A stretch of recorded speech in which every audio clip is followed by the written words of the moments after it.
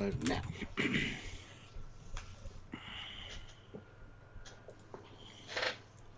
All right, so I guess we're live now. Yay! Live now live, you say? Yeah, look at us, we're live. Woo. I mean, you were live yesterday, and I was I live was the other day. But here I am right. too. Yes, I don't know. both of us. I don't know why my brain says, and we're just live recently getting drunk, but that was already a week ago. Damn. Yep. Yeah. Just recovering, man. Took you that long. So this isn't Vegas. Well, that's fucking brutal. Yes, but you know, of all the trips to hurt your body that yeah. much, that's Hey, the. you don't mention it because it just stays in Vegas. Oh yeah. Let's just stop talking And I about still remember almost everything Holly said as well. Like, I mean, well, in theory, so. Nice. Well, welcome back, guys. Yeah. We're back to Discovery. Yes, Back to the Future. Yes. We're in the present, future, past, present. Well, given that Picard's in the present now, Lotus and Prodigy are in the past, but Stranger Worlds in the mega past, and Discovery's in the mega future. What even is the... Yeah, actually, that's interesting. If Picard's the present, then everything in Lower Decks is irrelevant. But that feels like that's the present. So is Picard the future?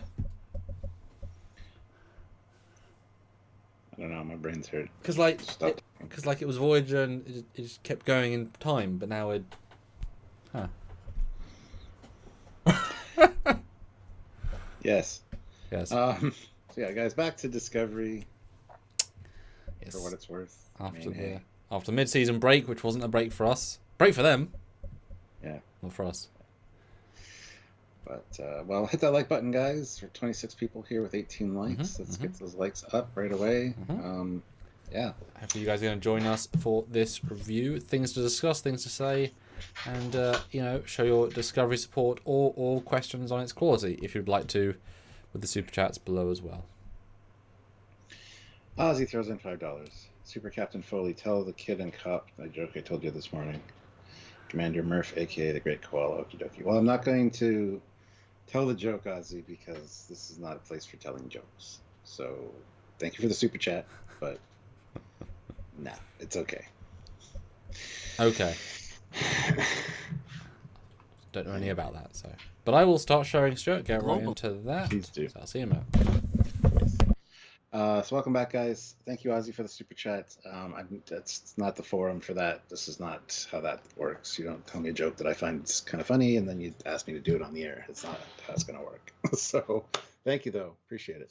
Anybody else, if you want to send a super chat, by all means, please do. We do read them all on the air, so it doesn't mean I will read or tell the joke that was told to me. So, but yeah, if you want to support the channel and get your voice heard about this episode, by all means, feel free to send a super chat. There are other ways to help us as well, by joining the channel, hitting that join button, or by sending a PayPal. You can send a PayPal to trekyards@hotmail.com. Also, you can help us just by hitting that like button. That's a simple way. There's 30 people here with 24 likes. Let's try to get to some more likes. Hit that like button if you're able to. I'd appreciate it. It's free, and it's a good way to support us and help us out. So if you can, I'd appreciate it, and I know you can. So other than that, guys, there's links down below to the Teespring store, the TeePublic store, lots of great merchandise and stuff. So if you want to check that out and check out some Trekyards merchandise, we would also really like to see some Trekyards merchandise out and about in the world when we go out to conventions and stuff, and we have seen a lot of that stuff. So it's really great to see your merchandise on other people. Just the support for the channel is awesome. So if you can do that, that'd be amazing. So consider doing that as well. In the meantime, though, again, hit like. Just waiting for Samuel at this point. The join button is a good way to help us on a monthly basis. If you can't afford a lot via super chats on lives, just want to do like $5 a month kind of thing. Raise the damn text again. You can join.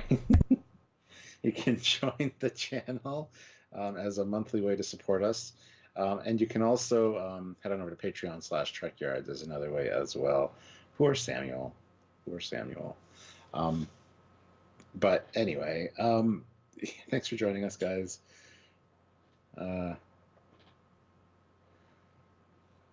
John Doe says we need so Captain, you said the Terco didn't need Book necessarily. Well, apparently he needed him triselenium. Yeah, well, I mean, there's that, yeah. But yeah, so man, this is episode 8 of season 4, and wow,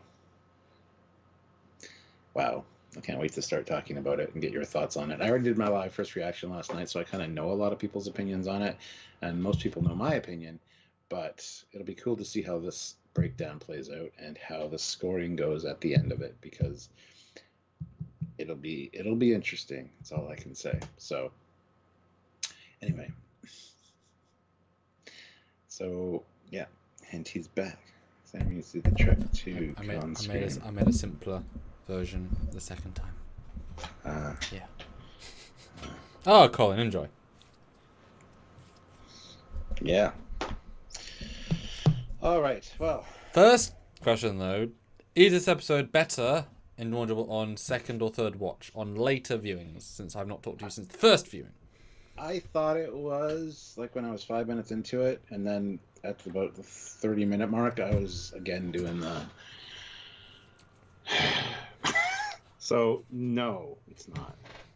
Okay, with that context, then, Stu, what do you think of season 4, episode 8, the triumphant return of Discovery season 4 after its mid-season break? Right? Those are words that you said. They were. As for it being triumphant, I'm not quite so sure about that. I was really bored by this episode. Like I said, everything in this episode could have literally happened in the space of 15 minutes during the course of another episode. This felt like very much like a whole filler episode with not a lot of stuff going on. Plus, it was dark. It was poorly lit, and it was just ugly to look at, this whole thing. Very orange. So, yeah. So there's a lot about it I didn't like, and it coming off of Prodigy and even the last episode of Discovery, this was a real like a real hard stop. It's like the momentum is just gone for me anyway. It's like it's not even there. And you've been more positive on Discovery than I have. I've not been negative by any means, but you tend to be like, oh, it's... Yeah. So it's interesting to hear that's such a off a cliff face sort of vibe. Yeah, it's a good way to describe it. But how about you for a second viewing? Did it feel better the second time around? And this is what I've said for Prodigy for a few times. When you know there's nothing good gonna come, you can enjoy it better.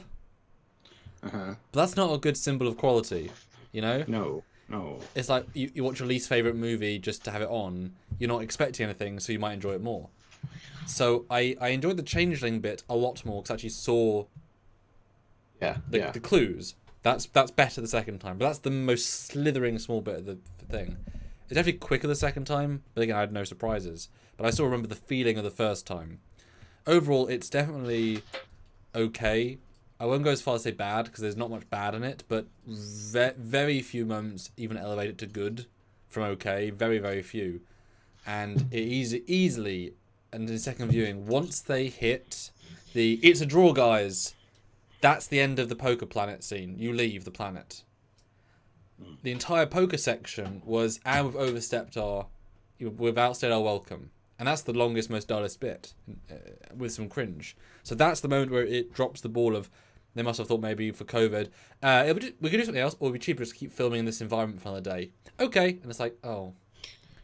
It feels small and whatnot. And in fact, in second viewing as well, while I appreciate it doesn't feel like a cantina from Star Wars, it has not got that feel. Apart from a couple of cutaways, there's always no patrons at any given time. It feels like it's meant to be this like specialist with a casino in it, but it really just feels like they've gone to your local gym with a little ring, and there's like a guy in a counter. There's no one else there. It has no atmosphere at all, apart from the art design. Because of COVID rules, I get that. I'm fine with that in concept, but it didn't feel like a casino. You know, they say at one point, open up the tables for more gambling. I'm thinking, but what tables? There's no... At least in Picard, you see the one establishment shot of the room. It's a crap-looking room, but it's like, okay. Yeah. Vajazzle has a room. And that felt second time. It felt so small and enclosed that it being a seedy underbelly bar, zero effect after like minute 18 when they don't need to show that stuff. You know? It felt like the back room that you'd see in a lot of action movies. Like, yeah, there's the main club, and then you go to the back room, which is the guy's office. That's what it felt like. Which it was, ostensibly, for most of it. Yeah. Yeah. Yeah. Even to the point where he said, open up some more tables. It's like, I'm not using my office anymore. Come use the tables in here for the... Not that they ever do. Yeah. And there isn't... Because part of that vibe problem is that... And in second viewing, the whole, there's somebody making money off me doesn't really connect or make sense in the grand context. And if there's like 9 patrons in the bar, how is he losing thousands of dollars of Latinum a thing and not work out who's stealing money? There's only like 10 people in the entire place, and how is Burnham going to win back 10 times her money from like 6 people, most of which aren't even gambling, just watching the ring? Like, there's no atmosphere really. And so some of those grand things, you know, earning lots of money in any situation is hard, but it's like, now we'll get 4 people to bet on Aroshicum and we'll take money. Like, in the context of there's no few people there to create any sort of vibe. It kind of reminds me of the opposite of like the start of Mandalorian season 2, when this big arena, and it had really good vibe and really good atmosphere, and they that's like living atmosphere. This had none. So in second watch, that comes across as being really dumbed down and really bland. Mm-hmm. Yeah. Well, there you got our initial reactions to it, guys. Oh, man. Do you want me to do a poll, or do you have an idea for? Yeah, throw a poll in. Yeah, please do. All right, please do. See what we got here. And just for you know, fun fan film context, I'm currently rendering an Earth space dock on the other monitor. You know, it's right there. Look, I have it rendering right there. Wow, you're rendering 6 times a second to match our frame rate. God, good job, man. Good job. Real time, amazing. Unless it's still. No, that's great. But yeah, I'm interested to know what you guys think, because, you know, I did show this to the parents and such. They all liked it more. But, you know, with the expectations, you know, we're always going to review this stuff from a more clinical mindset and technical mindset, and it doesn't help this episode is devoid of any science fiction, really, besides those little nuggets. Yeah. I mean, yes, obviously the playing cards being, you know, Trek alien themed is fantastic. All credit to them for that. But I just don't really want to watch a 26-minute can I make money plot with 10 minutes of poker, 5 which is cringe. Yeah. It is quicker on second viewing. I get that. But I'm not going to watch this one again. There's nothing in the episode for me to watch again and enjoy, really. Yeah. And again, and obviously I'm vamping here because you're doing a poll. And obviously, as with many of Discovery Season 2, the best bit is almost the end bit. What I want to see more is those final 2 minutes. But they keep pushing that puck down the road of, well, next week will be really good. Next week we'll have the big story. Which Prodigy did as well, plenty of times. But they don't have a better A-plot. So, what do you guys think? I'm really interested. And I've got a specific comment I want to on one of our videos, because it's something that I want to address that people addressed to us already. I'll save that. Oh, that's an ad. Because I would love to hear your thoughts, etc. on it. When the poll is up now. It should be in a second here. So, we got some super chats. Sergeant Montgomery, $2. This review will be more interesting than the episode, or more exciting than the episode. Misha throws in $5. Hey, you can see. Glad you're here, Misha. This episode moves so slowly, even I could follow it without any bother. Aww. Well, yeah. Well, anyway, so the poll is up. Go vote on the poll, guys. It says, did you guys feel like this was a good return to Discovery? Yes, it was great. No, it was boring and dull. Should have been a B plot, or good for where we left off from the last episode. Yeah, and also I'll ask you, be as generous as you can, okay? Sure. Summarize the story of this week's episode. As generous as you can. How much story? What was the story this week?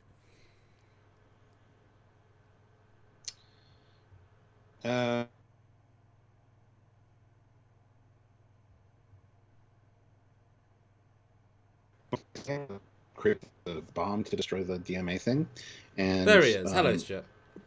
Burnham gets Book and Tarkin need the isolinium to create the bomb to destroy the DMA, and Vance basically uses Burnham as a way to kill two birds with one stone by not only trying to stop them, but also get the information, the scans from this group of people called the Stealth. So it's kind of a double-pronged approach, but that's about it. It's basically a gambling movie, I guess. Yeah. There's nothing there. There's nothing to talk about. Yeah, I would summarize Michael's sent after Book, and then in a neutral area has to try and talk him out of it, but fails. I was trying to think, how do I frame it? But Mark Lawrence, President. That's a great comment. And I also laughed both times on the inside of this. I was laughing when they would talk about crossing a line too far, when Burnham is a mutineer that also started a war. Yes. Yes. Slightly. I mean, I know she's grown, but what a hypocrite. It's like, it'd be amazing to try to hypercut all the lines she's clearly crossed. Like, that's too far, that's too far, that's too far. Yeah. And as we said before, Michael Burnham, if this was any other season, she'd be doing Book's plan. Like, she would be on Book's side. Like, that. Yeah. I am Misi throws in $10, so thank you so much for the super chat. Nothing like Burnham going from figuratively gambling the universe on her whims to literally gambling the universe on her whims. Well, in fairness, she wasn't gambling because she had a ace in her sleeve that she knew she was losing. So actually, she wasn't gambling. She actually had it under her control the whole time. Actually, that really helps the episode. That bit really elevates it. Yeah, but oh wow, what am I gonna do? Da, da, da, da, da. Eyebrow. Isn't that all we? That's how we all play poker, right? Oh yeah, it's so subtle. That was her acting there was so over the top bad. I got a bad hand. Can you tell? I can tell. And then it's good hand. See my clues. Yeah, I have a good hand too. So just to let you know. Please pay attention. Look at me over here on the at this end of the table, okay? And then Chain's like, "What are you doing?" Because I'm Batman, apparently. I don't know why I was Batman. I was Batman. Oh goodness. Yeah, we'll see what we come up with during the breakdown, but honestly, just I don't know. So, well, if I'd say so, it does start strong. It does. Yeah, the scenes with Vance are really good. Like, we needed more of that kind of writing and that kind of story progression in this episode, and we just did not get it. Like, the scenes with Vance are good, but so we start off though. And even the second half, this first. I mean, they're very, very few space CGI shots in the show. They've really restrained themselves. But this first couple of shots, seeing the scale of the station, all the ships in motion, I was like, oh, this is really cool. It looks great. I was almost expecting to see some more hero shots of some of the ships, given how much they're in the. Yeah. Moving on, but I really like this first shot. It had energy, it had vibe. So that was pretty cool. And way to start off the return to Discovery with the shuttle bay door open. But hey, it's fine. And the shuttles float apparently in standby. And is it just me, or do these shuttles look like they belong in the Orville, like the larger versions of the Orville shuttles from the first two seasons? And the new shuttle that the Orville has looks like it would fit beautifully in Star Trek. Like they stole each other's notes in class, or the folder got mixed up when somebody bumped into somebody in the hallway. Yeah, you can certainly imagine that the art team, there was a note on top of their brief saying, white, curved, gleaming, bright, clean, not Orville. And they still didn't quite. I mean, it's fine. We've reviewed it. But I really like this first shot. And I really like this first scene as well. Vance comes in. I love seeing the mix of uniforms. I still like the original uniforms. I think they look great. I love the drama here. We all expected this really heightened sense from last week. Like they've stolen it. They're gonna go because we had no idea about the lack of material, so they're gonna go straight for it. Boom, boom. these next 5, 6 action. And it starts Yeah. that way. Obviously, it peters very, very quickly. Yeah, it was a nice scene. Eisenberg shout out, and a few other things here. And then, how did they steal this classified tech? Well, Yeah. we needed the two people's, codes, Tarka's and yours, sir. It's like, ooh, that doesn't go anywhere. We never find out how. Tarka's just smart, I guess. And, Oh yeah, I mean, he's literally the smartest guy they have. That's the entire point. I mean, it's like saying, how did Data steal Picard's code? What? He stole Picard's code. I mean, it's not even an issue.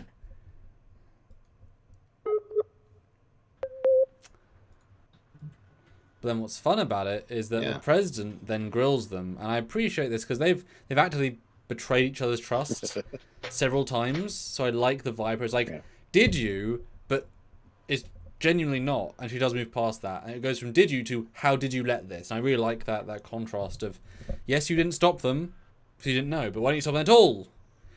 Boyfriend, poster child.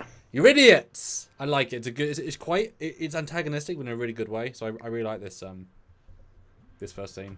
Yeah, and even her going on about the spore tech being the alternative to dilithium, and the Federation looking like really bad to everybody else that they're trying to build this Federation with now, that this tech is gone. That was great. Yeah.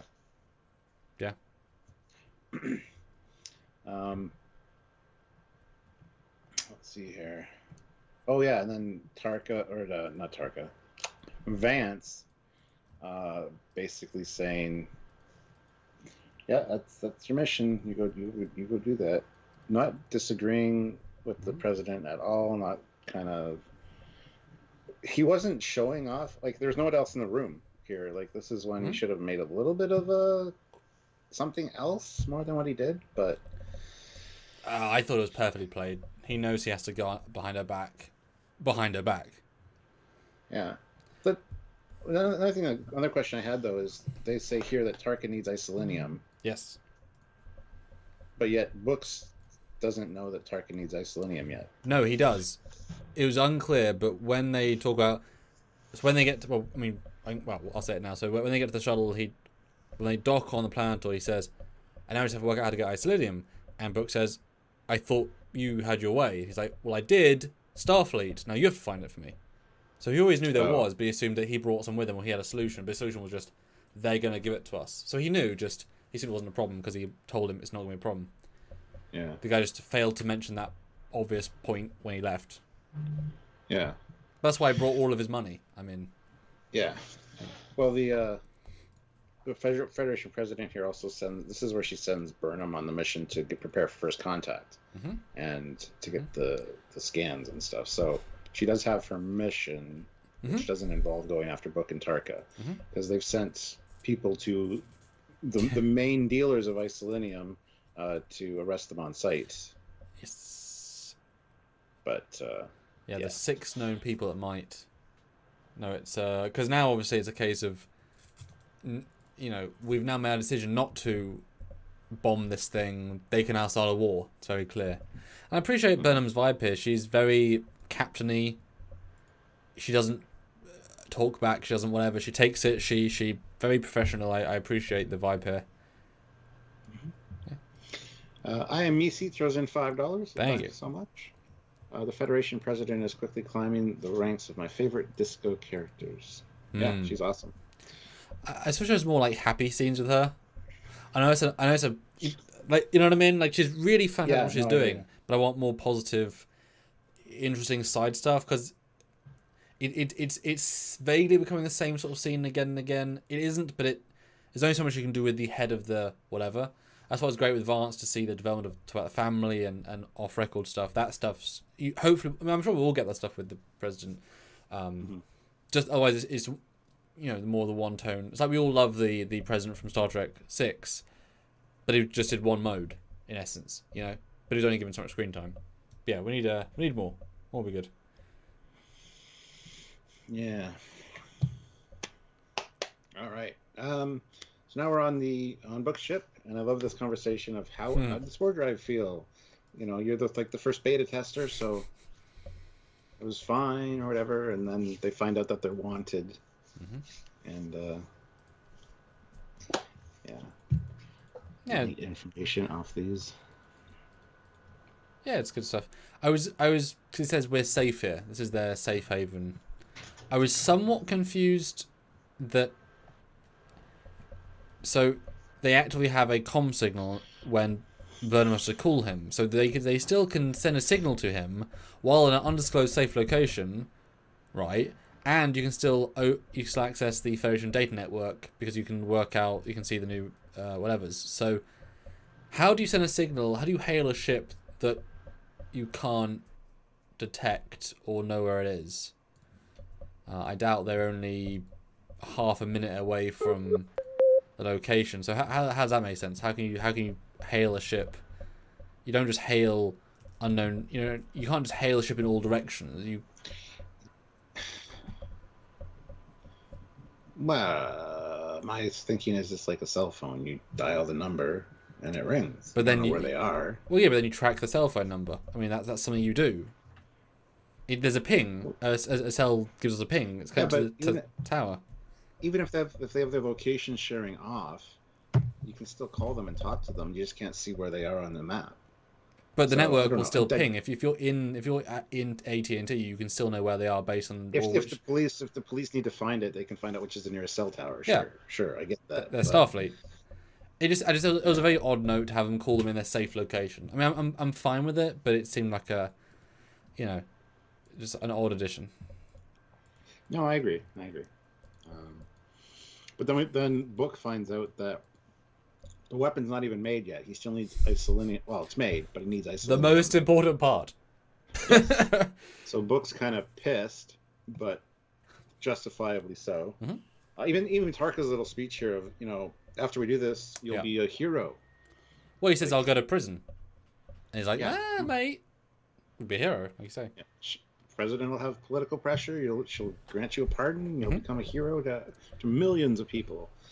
But which is super good point. I mean, there's two sides of this coin, and whichever one happens to be right, they'll be shown to be the good guys. Yeah. If another planet's destroyed, say Vulcan gets destroyed again, Navarre Vulcan, and the president will get blame from the Vulcans, etc. Yeah. So we'll see what happens. I do appreciate how much flexibility they're putting on not to make these two guys look like villains, because that could easily have been the case. We've talked about how we don't want this scientist guy who've got a name of Tarka, yeah. Yeah. He's not villainous. They're very, very specific not to put him in that. He's got a bit of sting, but he's got this whole personality. They could have pushed him down that road, and Book, he's such a good guy, it's hard to. But they're trying to have cake and eat it too. They aren't bad guys, so we appreciate what they're doing. Could be right. It's a very odd balance. It's like in Book of Boba Fett. It's like, please root for the villain of the last 3 movies. What? Turning expectation on its head is quite difficult sometimes. Yeah, and just reading the chat here, I agree. I think going through a relay station, Book can receive the message, but as long as he doesn't respond back, there's no ping where he is. So he can hear the call incoming, but yeah, I'd buy that for sure. It just feels odd because obviously the comm relay knew where he was to send him a signal, so the system knew where he was. He was on the network. How can he be hidden if, someone knows where he is? They just didn't track it. By definition, Yeah, I'll buy that. Next scene's great. This is in the ready room. Vance comes in and basically says to her, I just got my family back. I don't want to have to send them away again because of issues. Because of a war. Yeah. So I'm going to take a page out of the president's book and say, do your thing. And this is one line that I really appreciate. Where is it here? Let's see. He asks Burnham to. He says, and encourage you as one of my most creative and adept officers in my service to do everything you can to stop them. That bugs me a bit because that's, again, putting Michael Burnham on this, pedestal of being awesome, even though like that's kind of an insult to some of your other captains that are like from the future. I don't know.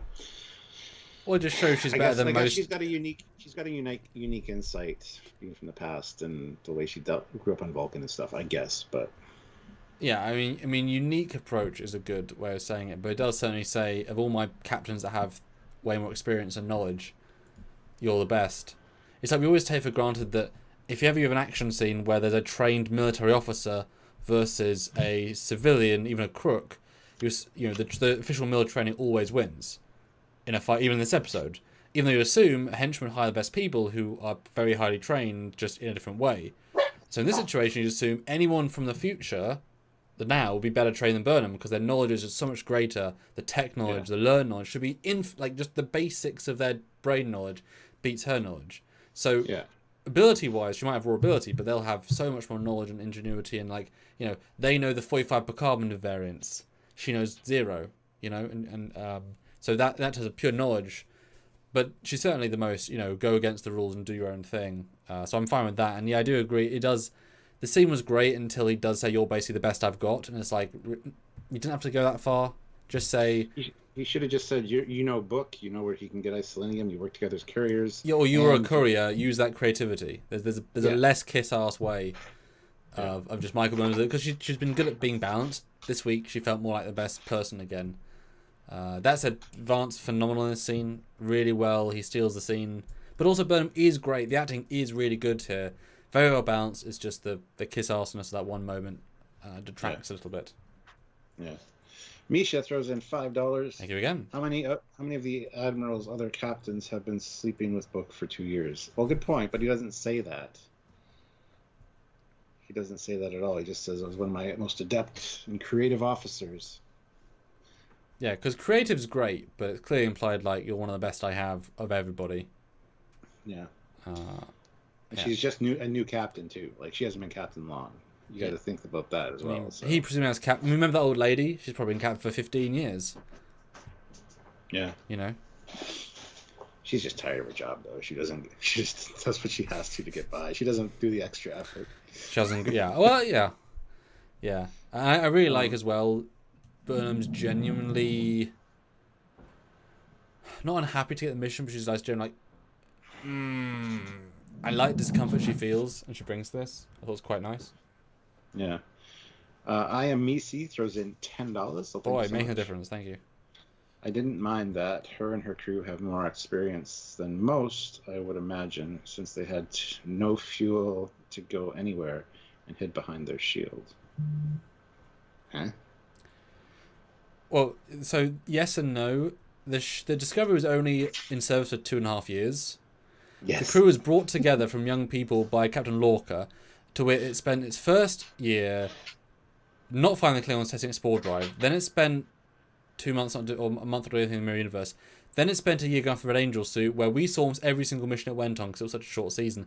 Then it went to the future, where we saw almost all its missions. Then it had a bit in between, which in case others. So remember, it's like Tilly is like has so few missions under a belt. They don't have the experience, and we can assume that other people, maybe not like the lady with the robot eye, because she was on the Shenzhou. But most of them are young officers, or at least youngish. So I don't think we can say that. It's not like the Enterprise D crew or Voyager, or where it's like, well, clearly, Paris and these people have lots of things under their belt, or Chakotay. I would assume most captains, yes, they can go limited range, but if you only have 8 ships, they're always being used. They're always out doing stuff. And they're also very fast ships. They're presumably doing, Vance wasn't sending them out huge missions, so I'd assume most captains are more experienced. Yes, maybe not in galactic events, but certainly in smaller events and in more sci-fi events. That'd be I would argue that. I mean, yes, they've dealt with bigger threats, but they've had less missions because it's not an episodic show. It's a serialized. We know almost all the things they did in those 2.5 years since they became a team. So yeah, Saru's probably quite experienced, but again, simpler, less technical stuff. Yeah.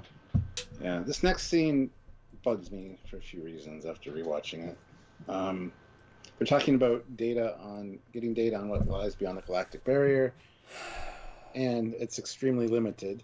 Which is good. And then they're like, hey, Oh, sorry. Go ahead. Well, I mean, I'm hoping extreme should be like beyond extreme. I mean, scanning past it already needs to be a. Maybe I guess they can, but already it's kind of pushing it as it's the edge of everything that we know. Well, yeah, and if you listen to astrophysicists, like this Great Barrier, basically, there's nothing beyond that. Like all the star planets, everything, all the stars, planets, everything is contained within the galactic barrier. Each galaxy has one. Well, yeah. Once you get past that, there's nothing till the other galaxy. Well, keep going through the scene then, because I definitely noticed the second time around. Yeah. So then they say, so yeah, information outside the galactic barrier is extremely limited. And then there's like that gap in the center. Well, that's where 10C is located. What? And then they talk about extragalactic stars. The orbit of extragalactic stars nearby indicate a significant gravitational presence. So this is before they can see the thing at the end, which is encapsulating the sun and the planet. So the gravity from that is affecting everything around it. So this is where they get the whole the stealth are a race that are near there and have scanned that area and need to get their star charts to find out what's there, essentially, see if they've noticed anything that we can't see. So why do you have problems with that, Stuart? Because they're scanning beyond the galactic barrier, which there shouldn't be anything there. And if this 10C is literally outside the galactic barrier, that makes no sense, because that's not how galaxies work. But hey, what do I know? I'm just a fan of Star Trek. So I'm glad you missed one element that I can bring up. Because the first time we talked about it, I was very confused. It's unclear. It's not well written dialogue. If it truly is or isn't in the galactic barrier. The second thing, I was very, very careful to listen.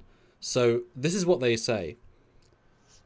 There's this planet with a race called the Steth, whatever it was called, and they are within 30 light years of this species 10A's location.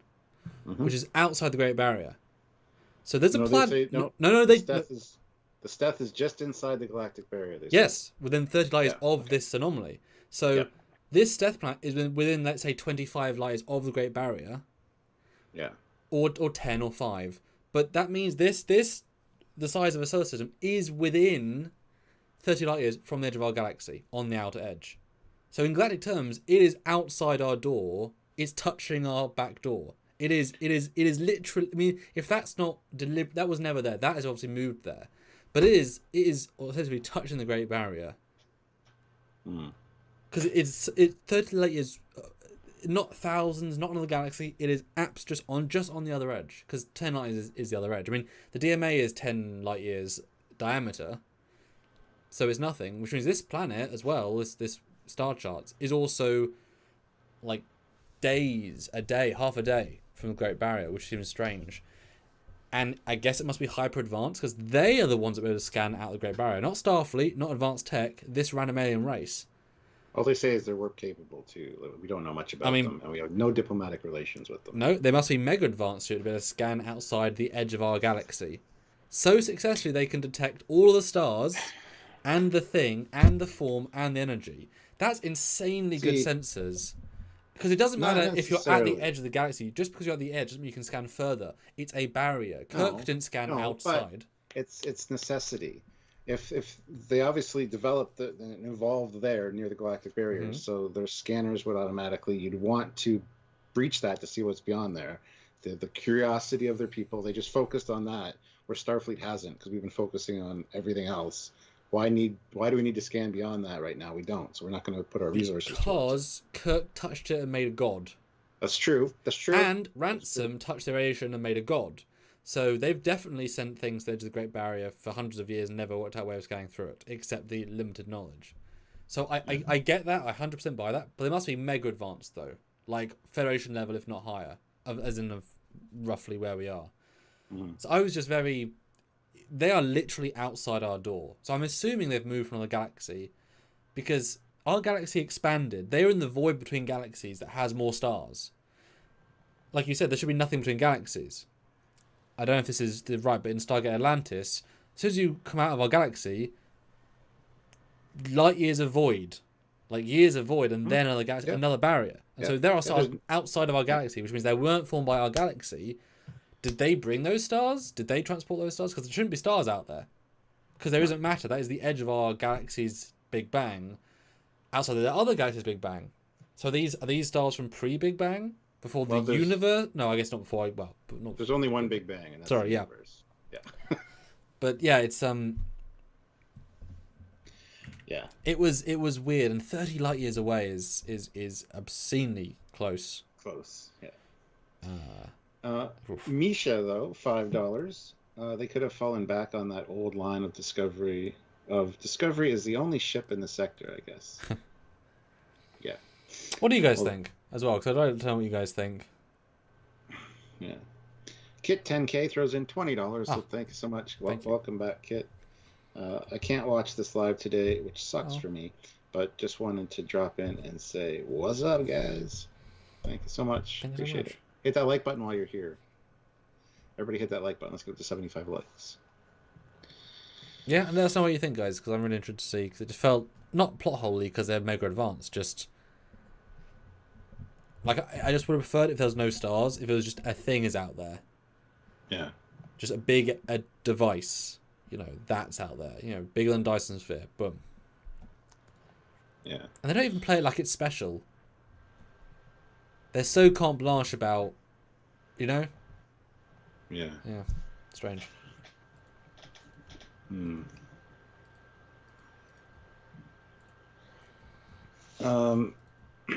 So we're going to go by star charts. Good stuff. And Sarah asks a dumb question in the next scene. Is that from your time as a runner? As like... No, it's my friend from 800 years ago, Saru, you idiot. What a stupid question.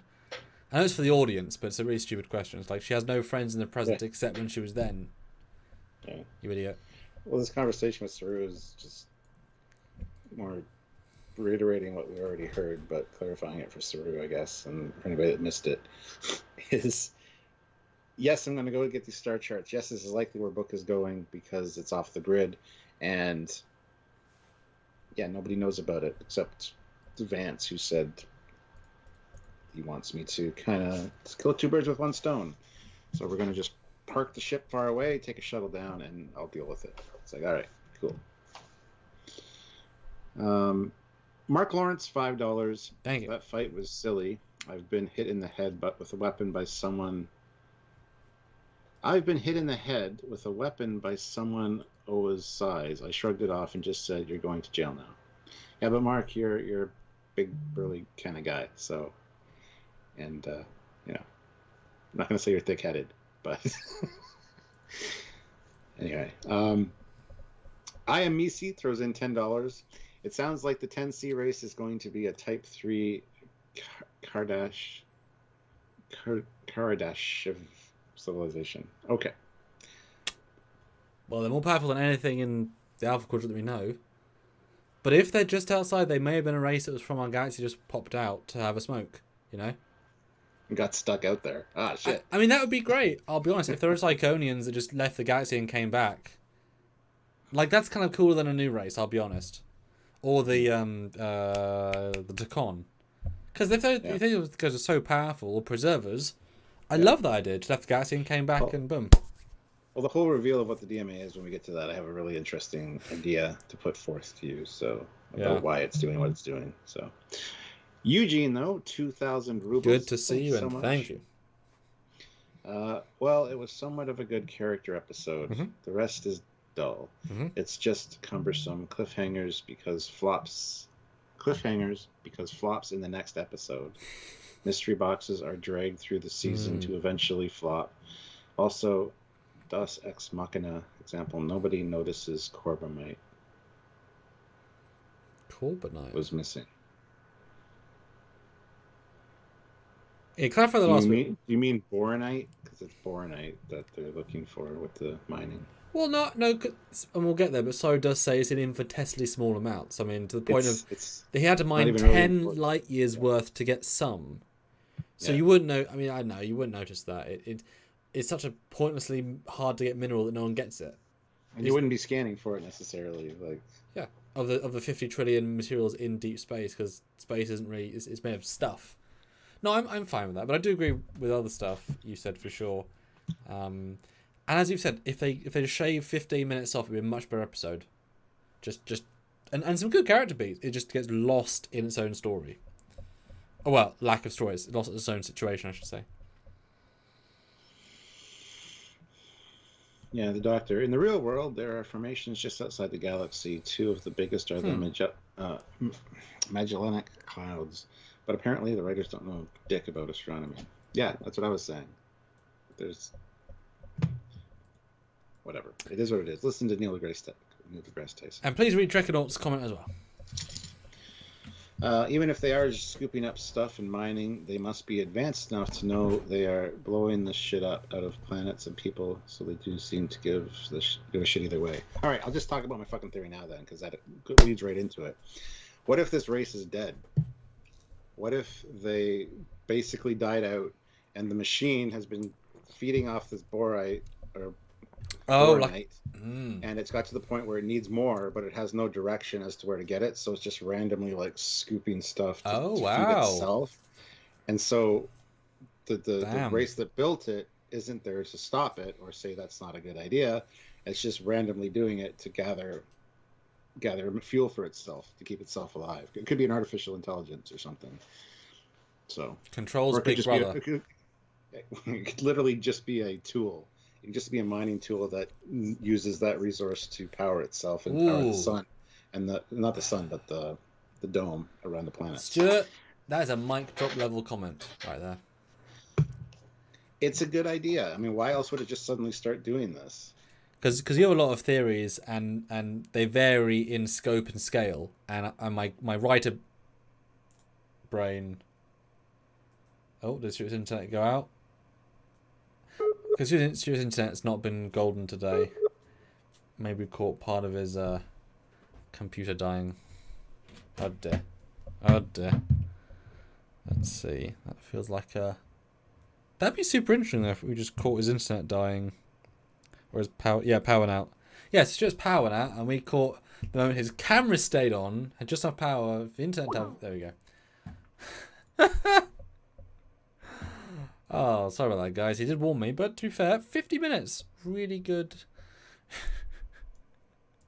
Really good for that. Let me bring on my direct webcam. Dear me.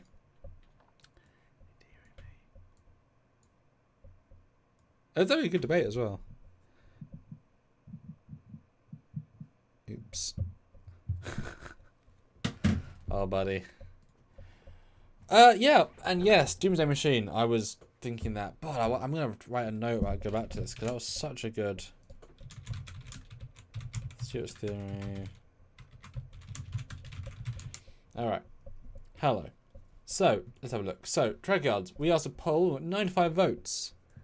I'll end it now and see... I'll start a new poll, because we do like polls. Don't we? We do like polls.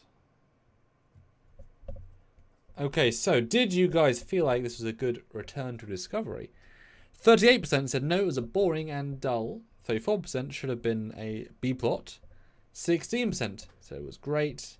And 11% good where we left off. So that is a 70% was over the top.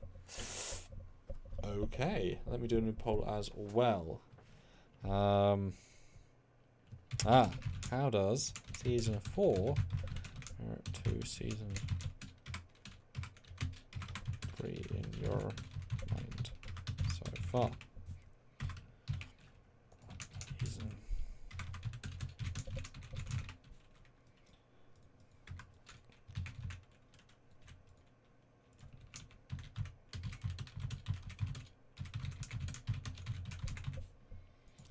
All right. Oh, in terms. Oh.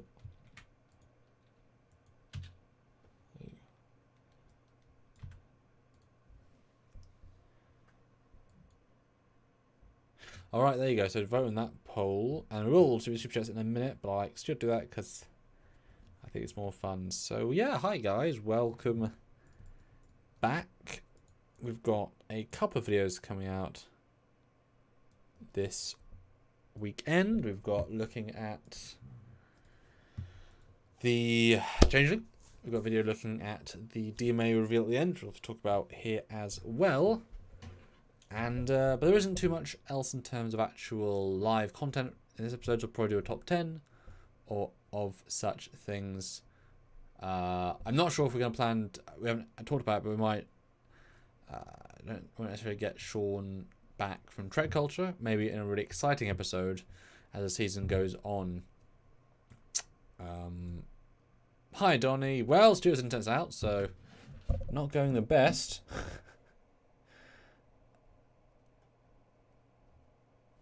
Okay.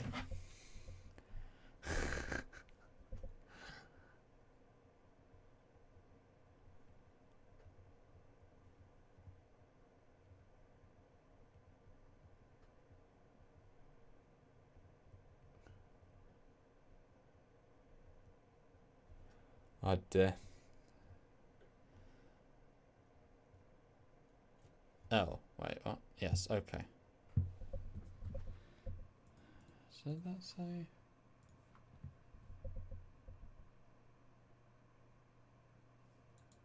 Right, okay, so I'm going to do a review myself solo for a little while then. Sorry about that, guys. We'll be back at some point. But there's no power in the house. So they spore drive, which I thought was a rather nice version of the effect, to this planet with a cool binary system. We see multiple aliens, but still some, and yet the way the sequence kind of plays, it doesn't have the true scope. I mean, these some patrons playing, but after a few minutes they sort of disappear. And we do get the same Ferengi actor again. Has no dialogue and has no presence. Disappointing. But the book says that he does know the owner's establishment. His name's Glowworm, as in book's name. But they used to have some dealings and something went awry. Hopefully it'll be all okay.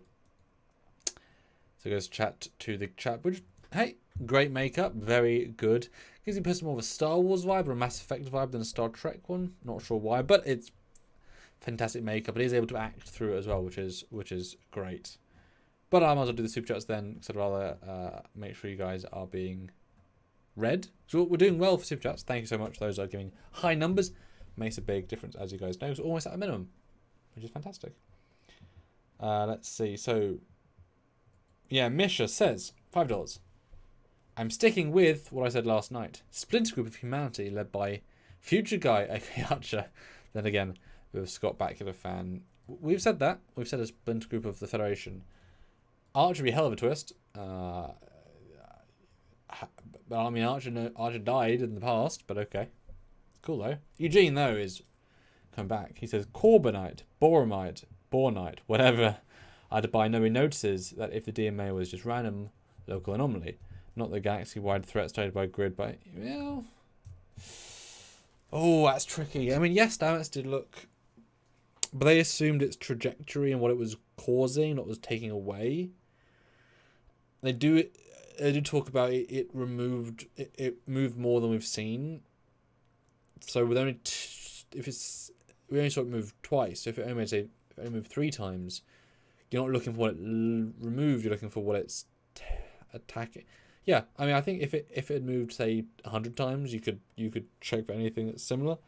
But I assume it hadn't got there in the thing yet. But it's yeah, everyone's searching, everyone's scanning. But Misi says the captain's power got bored of episode 2. Maybe that's funny. Did Odo heal the founders? And yes, absolutely. Hey everyone, yes, hello. Well, I've missed Mr. Joko. Up to this point when they reached the bar casino. Actually, his house power's gone, so I'm soloing this for a little bit, which is not my favourite thing to do. Yes, and Stuart says, keep super chatting. And I'll have Stuart read them all back as well when he gets in, so do... J. Johnson, where's that? Let's see. Oh yes, Han. Yes, guys. Hey, put in the chat right now. Are you excited about the new Futurama season getting greenlit? Put in the chat right now, yes or no or meh. I love Futurama and I'm very, very happy to see Futurama back again after its, third set of cancellation-ness. So creative and so clever. I'm very excited to see that come back. Hopefully it'll be good.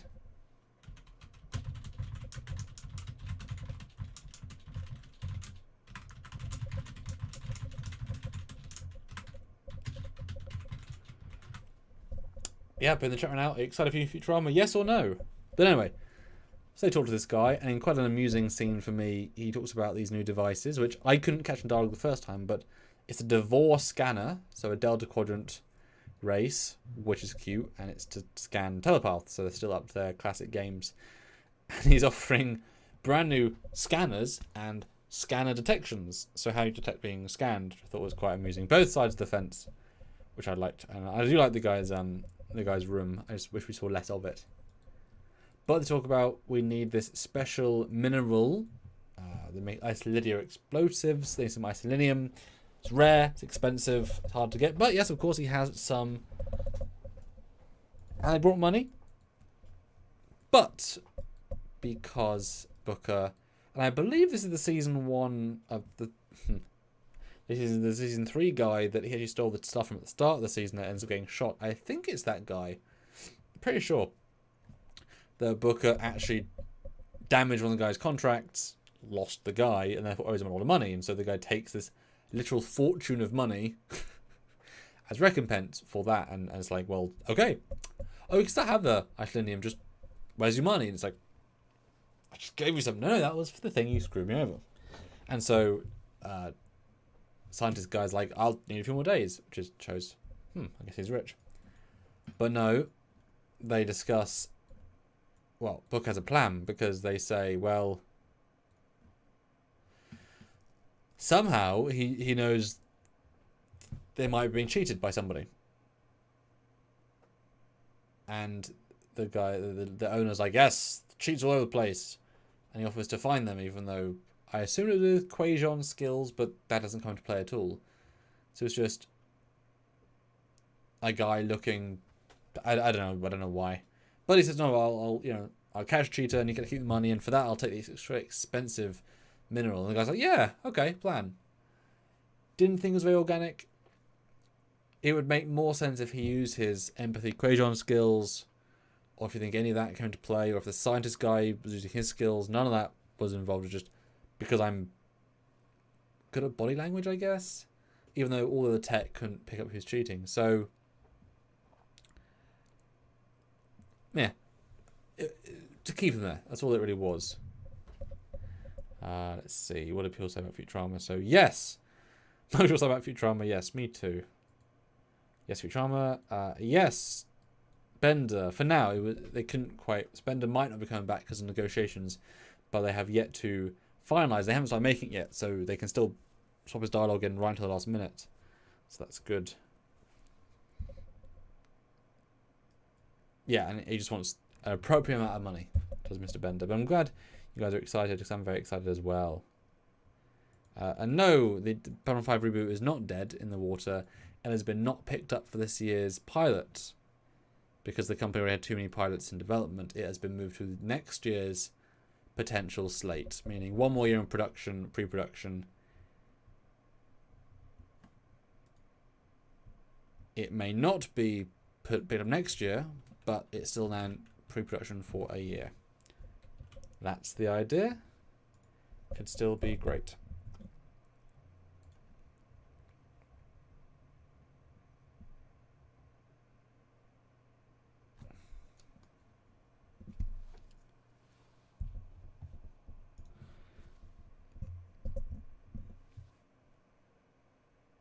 Yeah, anyway.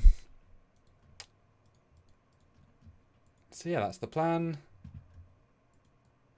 They're back to Discovery Shuttle. You've now got actual Disco branded Section 31 shuttle, and for some reason Burnham's money is in the console.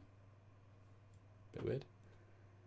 And about you guys, but I thought for Washcombe, who this is her episode as well, does she look a bit different this year? And this was during lockdown, everyone had bad diets or whatever.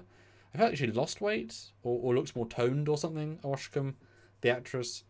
It just feels different to me than season 1, 2, or 3. What do you guys think? I think she's lost weight, maybe. Or I say more toned. But she intelligently asks, so, boss, you don't need me. Why am I here? Great question. I mean, Michael Burnham, we know, can do most things. That's just a thing.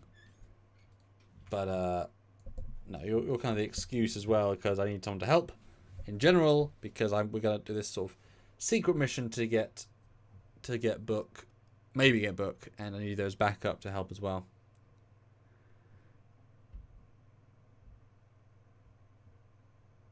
It's a her. I mean, her looks pretty simple. I know she's oh, Jay.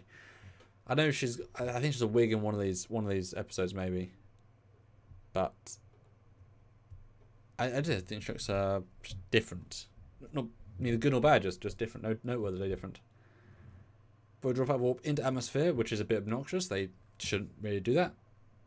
But it's mega future tech, and it's rather lovely, beautiful flyby, which I feel like this is stock footage because the way the light looks on the water is very, very nice. Look at that. Or it's a polygon cloud or something like that. I do quite like this gimmick. It's better the second time. They say, oh no, fly towards it, and it's a holographic sea creature. That's how they hide their secret thing, which is literally a boat ship. Which is weird. Not very big either. Only a couple of rooms. Very strange to have for just one shot. But they beam in, you see the cast again, the Ferengi. And I do appreciate you get the fighter guy comes in at this point and bumps in that setup, so I do quite like that. What are you guys saying? She's thinner, yeah. Let's see. Got rid of the scene. Possibly, yeah. If you're in lockdown, you know you're gonna be fighting in a scene, not topless obviously, but like shoulder sleeveless. I mean, hey, do weights in a hotel room, because I know for a lot of the cast, well, all the cast, they were just in the hotel room, been filming, hotel room filming. So, yeah, it looks hardly fake. Yeah. Now this is an interesting question. Sergeant Gomery asks, when they walk in, they're still in full Starfleet uniform. I'd actually love to know what you guys think about this, because they're walking into a den of scum and villainy in full Starfleet uniform, ostensibly the cops, although they have no jurisdiction here, and they point that out heavily. They've got no technology, no weapons, no stuff.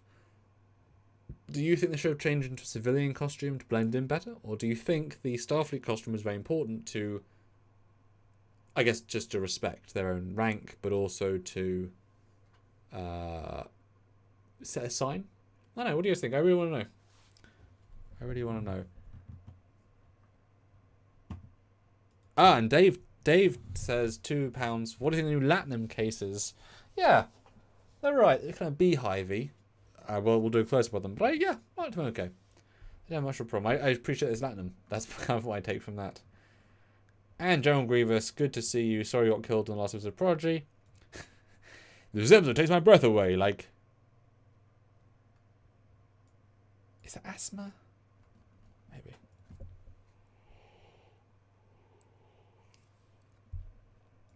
Maybe. Colin's still on season 1 DVD with Jennifer Beals. Now, wasn't she the lady from Mandalorian? I say that as she got bombed episode, sorry.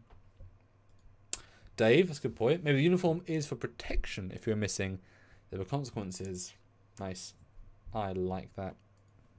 But this guy genuinely has affection for Burnham. Obviously puts 2 and 2 together. That Book is there as well.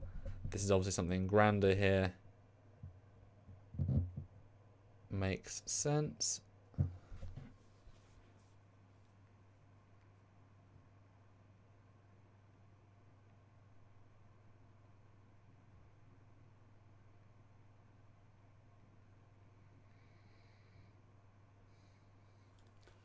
No, he's very friendly, supportive, and of course a right hook, etc. No, it's a good vibe. He's obviously some good work back in the day, and unlike what he's expecting, it's going to be about book. It's not. It's actually about getting star charts, and that is genuine.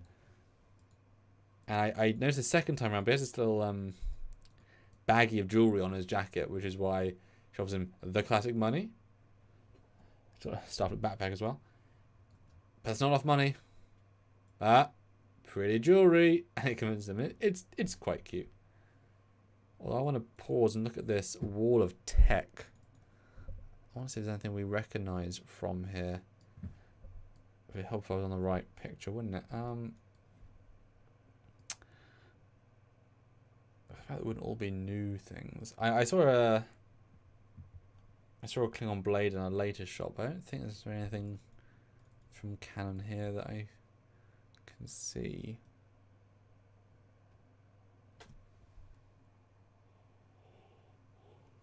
But obviously everything from our era is super antique, so let's have a look. Yeah, Sergeant Montgomery, everyone now knows Starfleet is looking for Islinium. Well, he does. I mean, they didn't talk about it outside of it. Okay, Jude Donaldson. At first I didn't like they were in the uniforms, but it felt like they were putting it out there so Book can claim they were undercover. Yeah. I like that. And yes, Larry will get that. Not a problem, not a problem. Didn't they do the legal Casio thing in Picard? Yes, they did. Yes, they did.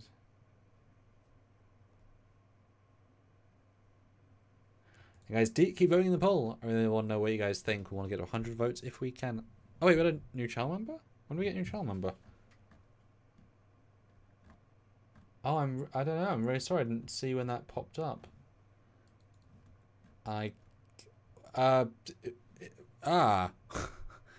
Darn. Let us know who is a new channel member. We always want to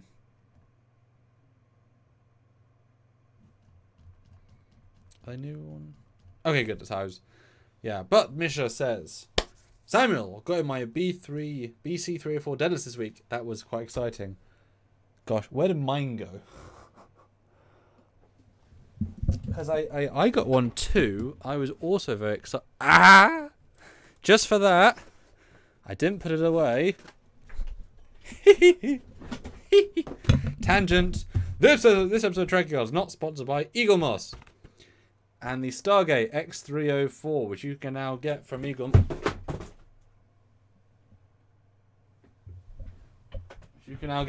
Moss. Let's have a look at this miniature.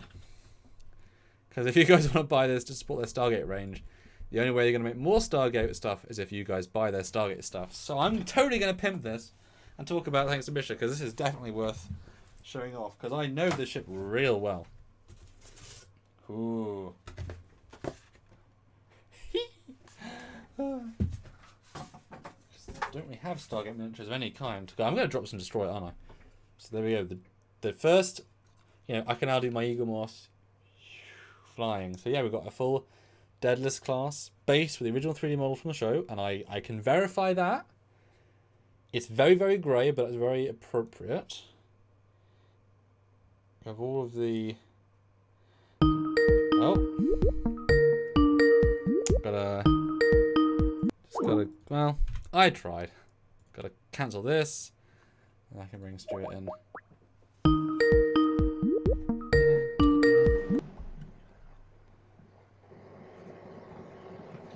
I had to turn off my other signal to let you in. Oh, okay. Why are we showing the Deadlist? Because Misha reminded me of Deadlist. He got it this week, so I was like, haha, look! You should buy one too, because they exist. Yes. What about the episode? I was reviewing the episode, but I thought Misha would... He's a regular contributor. I thought we'd get a kick out of, getting the $5 worth. You can't see it yet. Why not? Because he's blind. Misha's blind. Well, there we go. I'm showing it for everyone else. So noted by as well. Yeah, it's nice. I mean, they're missing some details like but it's small stuff because it's a small model. It's not that big. Hi guys, I'm back. So Stuart, what do you think of season 4, episode 8? Hit that like button. Hit that like button. We need 7 more likes to get to 100. Have you got the last super chats? Like, where are we? I have, but I promised you to read them again because really they're paying to have you say them. So. Which ones though? Well, yeah, you got to go to the main chat, don't you? You got to scroll up that. I am Misi, $20. The Captain's Pal got so bored of the episode 2. Well, the Captain's Pal got bored of episode 2. That's where he left off. See? That's where he left off on. Okay, well, I'm still getting shit together here, so. Okay. You didn't read it. I can't even see that one. It won't scroll up far enough. The first one I can see is General Grievous with $2. The one after that was Eugene. Oh, by the way, this episode takes me. Oh, I didn't even see this one. Eugene, 250 rubles. Oh, and by the way, omega particles are apparently created using boronite ore. How can this be? Infinitesimally substance can make ore deposits. Because things rare. That was the Delta Quadrant. I mean, rare things happen in places. That's why they're special. There you go. Dave, $2. What do you think of the new Latinum cases, Stuart? They're fine. They're card drives. Mm-hmm. General Grievous, this episode takes my breath away, like asthma. Yeah, it's got that one. Alright, I can read the next two if you want. There we go. Oh yeah, oh shush, cat was back, look busy. Welcome back. All right. Sure. Misha, $5. Samuel got the PC 3 or 4 data list this week. This is quite exciting. That was quite exciting.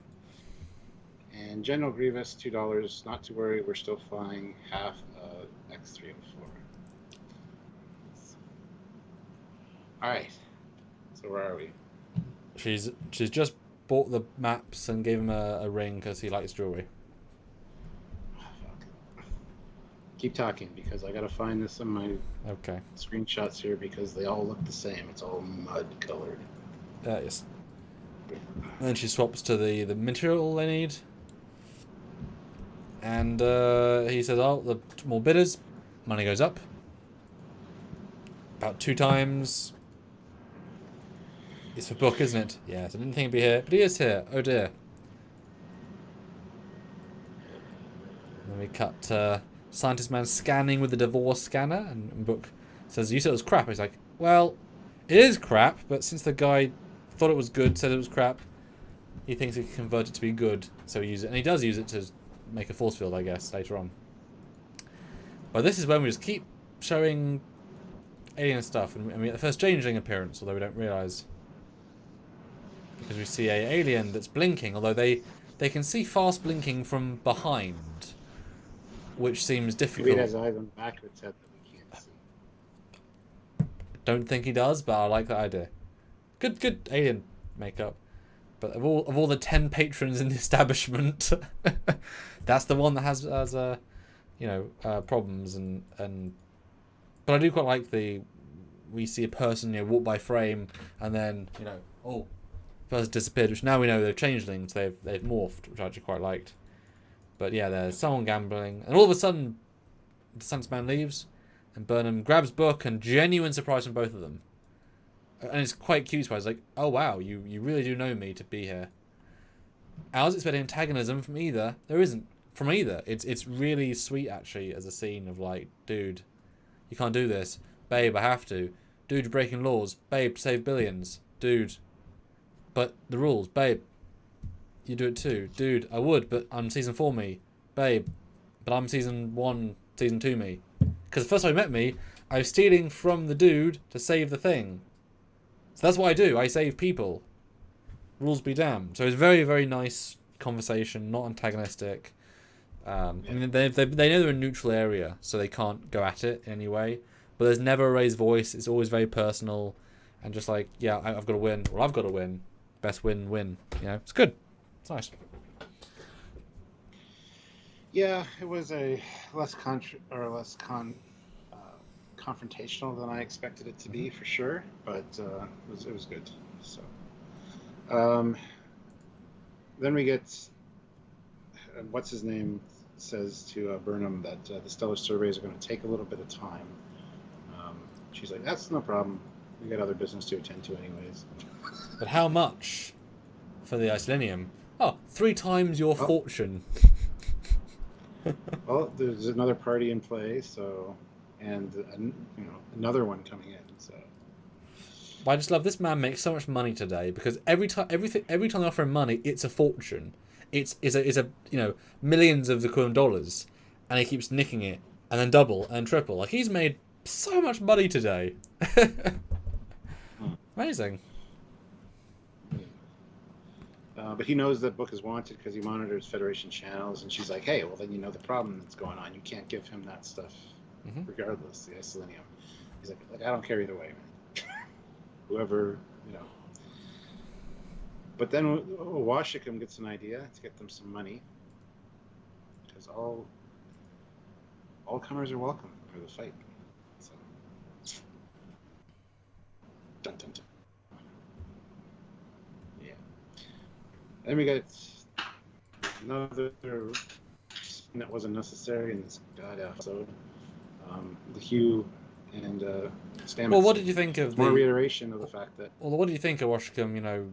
Do you think it was I'm gonna go fight? Was that what you took from that moment of looking at the fighty thing? Okay. Yep. And did you think the actress looked different this week? Do I think who looked different? The Washington actress. Because to me, she looked, and this is during lockdown when they're in the hotel room or filming. To me, she looked thinner. Just different, not like the normal her. No, I didn't get that sense of. Yeah, several people commented as well in the chat. I'm also assuming that if she read in the script, I get to fight this week. So she's like, well, I'm not in 3 episodes. I'm in Toronto for 6 weeks, not filming because I'm not in any episodes. I've got to fight in episode 8. I'm gonna do weights in my hotel room. I think she's more lean. I think she lost weight and put on muscle. Would be my guess. I think like her face is more pronounced muscles. Just my guesstimation there. Sorry, now Colburn. Sorry. Yep. And that's all the scene is. It's just reiterating the fact that he feels stressed and overburdened with everything. He could have prevented Book from doing it if he was actually doing his job. And Stamets like, nah, man, let's go check out the flowers. Yeah. I love the dot though of him yelling at go back to your charger or your dock, just like a Roomba. And then once they leave, it comes out and starts cleaning again. It's great. That was a funny part of that scene, but otherwise, it's just reiterating stuff we've already heard for the past 15 fucking episodes. Yeah, the problem with this scene is that their acting is great, but it's the same thing for him again and again and again for Culber. There's no growth. They don't know what to do with his character, unfortunately. Yeah. And let's be honest, Stamets isn't as interesting when he's being nice to his boyfriend. Well, boyfriend, husband. He's not as it's a fine scene, but it's so doesn't develop anything apart from now you know the holodeck on board, canon in universe confirmed, rather than a dedicated holodeck.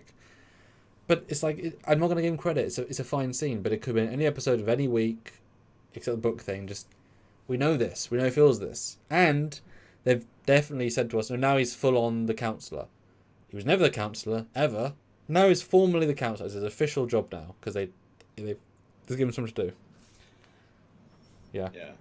Yeah, like you said, it's not a badly acted scene or anything. It just wasn't necessary. Although it did break up the monotony of that goddamn club. Yeah. And it's bright and it's a different look. So it's something to distract you for a second. But at the end of the episode, you never remember this happened. And it doesn't play any part. I completely forgot this was even in here. Yeah. Well, and I was waiting for them to be in the holodeck in another cutaway later, and to develop the scene. No, they forget about it. Because that's what I was expecting. Because clearly you have nice, big, broad, open world in Toronto, and then real set and grubby Intel sets. Obviously, they come back. Oh no. Guess what? They don't. Yeah. So then there's fights. Then we see another one of, we see one of Morn's race, unfortunately. Oh, and Tellarite. I mean, they love losing their races they've redesigned. There's always Andorians and Tellarites. I didn't even catch Tellarite first time. But that's actually a pretty close to her, right? Apart from no beard. Yeah. So then we get the fight, Stuart, where I guess this is her official undergarment of the uniform. Because she's not wearing a fight jacket deliberately. As in, you know, she knew she was going to be in a fight. Yeah, I guess. She's barefooted, so I mean, yeah, I think this is like the under suit, which is fine. I think that's a good look, and then we get the name from Burnham too of Joanne. Oh wow, oh Washiko. It's great. We got to build up that fight. I like that. I know it was like she's going to be referred to as that from now on, eh? People are going to say, "Oh wow," all the time when they see Washiko. So. I do like how low key she plays the entire scene. It's very. I mean, once you know it's a plan, it makes more sense. Well, they certainly commit to the lunacy. But I can't do this. Yes, you can. They definitely commit to that bit. But no, the idea is I'm going to fight this, 6'2", 6'5" big guy. No, the only rule is when they're down, and she gets beaten up first round very easily. Which a lot of people last night were speculating that she kept losing to keep upping the bid so they would get more and more like better odds to win. But I'm not exactly sure of that. She looks quite defeated a few times here. I mean that she didn't expect. That to me is the plan. It's just they're acting very well the failure. Because otherwise the Revolvers doesn't make much sense later how she suddenly beats him up. Yeah. She's obviously pulling her punches, etc. Well, she's just got better stamina than him. You fight somebody long enough with better stamina, you get the shit kicked out of you. And then as long as they're losing wind, that's what happens in the Rocky movies all the time. You always get the crap kicked out of him for like 12 rounds. And by then the other guy's been hitting so hard and so long, he doesn't have the stamina, he's out of breath. That's when Rocky fires. That is true. So. I do think it was a plan though the whole time. Especially given Burnham's every time she's like, "Come on, vote! Money for Washcombe!" And you do hear in the background, the odds now 10-1, and there is that escalation. Although, is it fun to watch one woman be beaten up by a much taller man brutally, rematch after rematch? Is that an exciting match to watch? I would assume that'd be sad. I assume she'd get booed. It's like, no, leave! You're losing every time.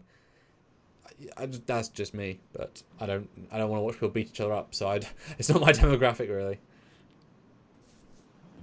Misha though throws in $5.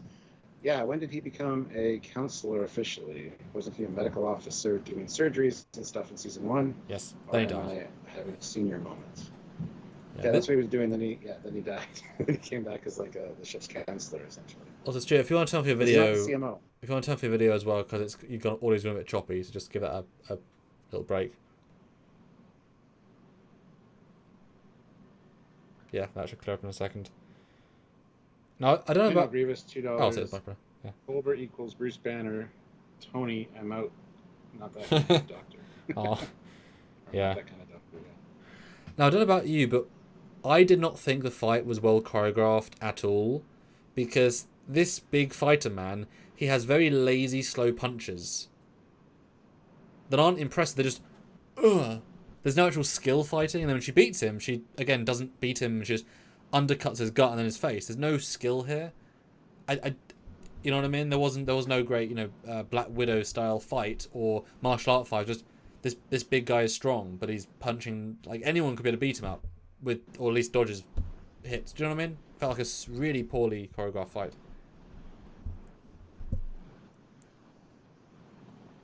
No, it's not supposed to be MMA or anything. It's just a dude in a CD bar. It's just a rough and tumble fight. But if you can't dodge a single very simple just punch, it's like he's the winner here. He's the big fighter, and he's just I mean, this is. I mean, average people aren't being here. This is a specialist, seedy, expensive bar thing. This isn't just random people. This is we're gonna go and do dodgy things. So you expect better fighters, I think. But I just thought it was poorly choreographed. Didn't cross my mind, honestly. I'm turning my video back on because what the hell? Then Book notifies Tarka that Burnham's here, and he's like, "What? How?" And it's like, well, they're trying to get money to buy the isolating out from underneath us. To which Tarka says, "I doubt she'll have enough to get a sandwich with the way that's going." So I guess he was hearing the fight because he had his back turned. But it was a nice little Tarka moment for sure. Mm-hmm. And then he found another person in the ring of cheaters. He says, "So you're welcome." And he overtips the bartender with a ton of money, which I thought was a lovely moment. Yeah. And he does say he doesn't think it's a code anymore, the blinking. He thinks it's just a nervous tick. Well, because we do see a shapeshift, and it's quite a... And they do see changeling. There's no evidence it is a changeling versus a shapeshifter versus a Melian, whatever. So a bit of a...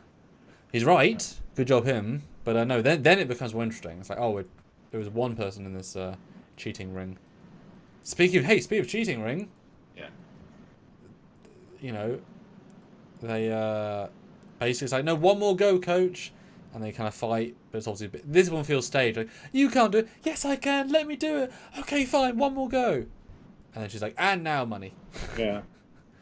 And the odds are 45-1. Jesus Christ. And now suddenly Oa is all of the stuff they have. And suddenly Oa's like, and now I'm really sassy strong. What a silly line she says, and you guys should learn manners. It's like, you're in an underground seedy bar, fighting illegally. What a stupid comment. They're not going to have manners. It's also a stupid comment. Small thing, but... Dave puts in 2 pounds. I was waiting for the 2-fist Starfleet punch. Oh, the double axe handle to the back of the head. Yeah. And I just realised, Stuart, she's wearing a different Delta. Totally different Delta. Oh, is she? It's like a... She's also a totally different person in some of those fight scenes. You can tell it's a stunt double, but hey. So yeah, it's a totally different Delta. It's got a slice in the side. It's very normal Starfleet, and then a really weird random slice. Huh. And you wait for the live, and I will just... My poll I said 30 minutes ago, how does Season 4 compare to Season 3 in your mind so far? 45% says Season 4 is better. 36% they're equal in my mind. And 13% says Season 3 is better. Very interesting. Very interesting. That's a nice Delta. I wish they'd wear that instead of that fucking oval thing. They can't avoid having a slice, though, can they? It's like, why is there a slice to the side? Oh. But anyway, she wins. That's the hint all along. That's the hint all along through all of Discovery that this is not the Prime Universe. Yes. They've had it there for us to see the whole time. But yeah, she wins mega easily. Like, just not even a hassle. I know it's sort of the point, but it's not a...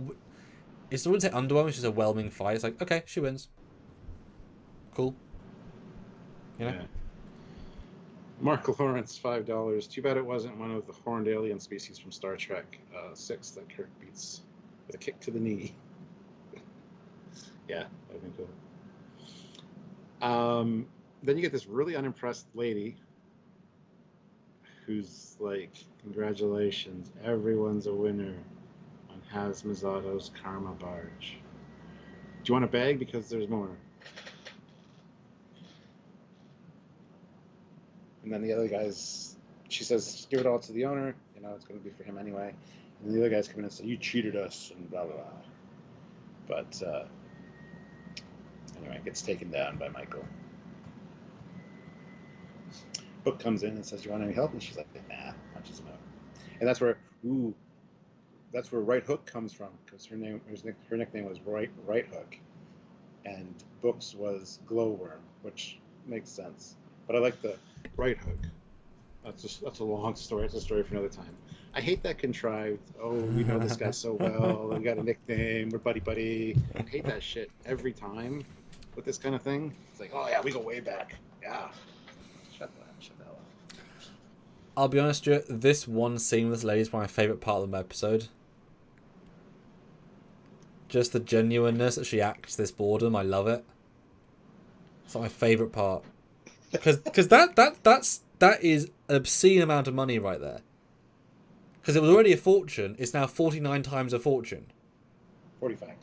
or at least, and well, the last of her money. Like that is an obscene amount of money right there.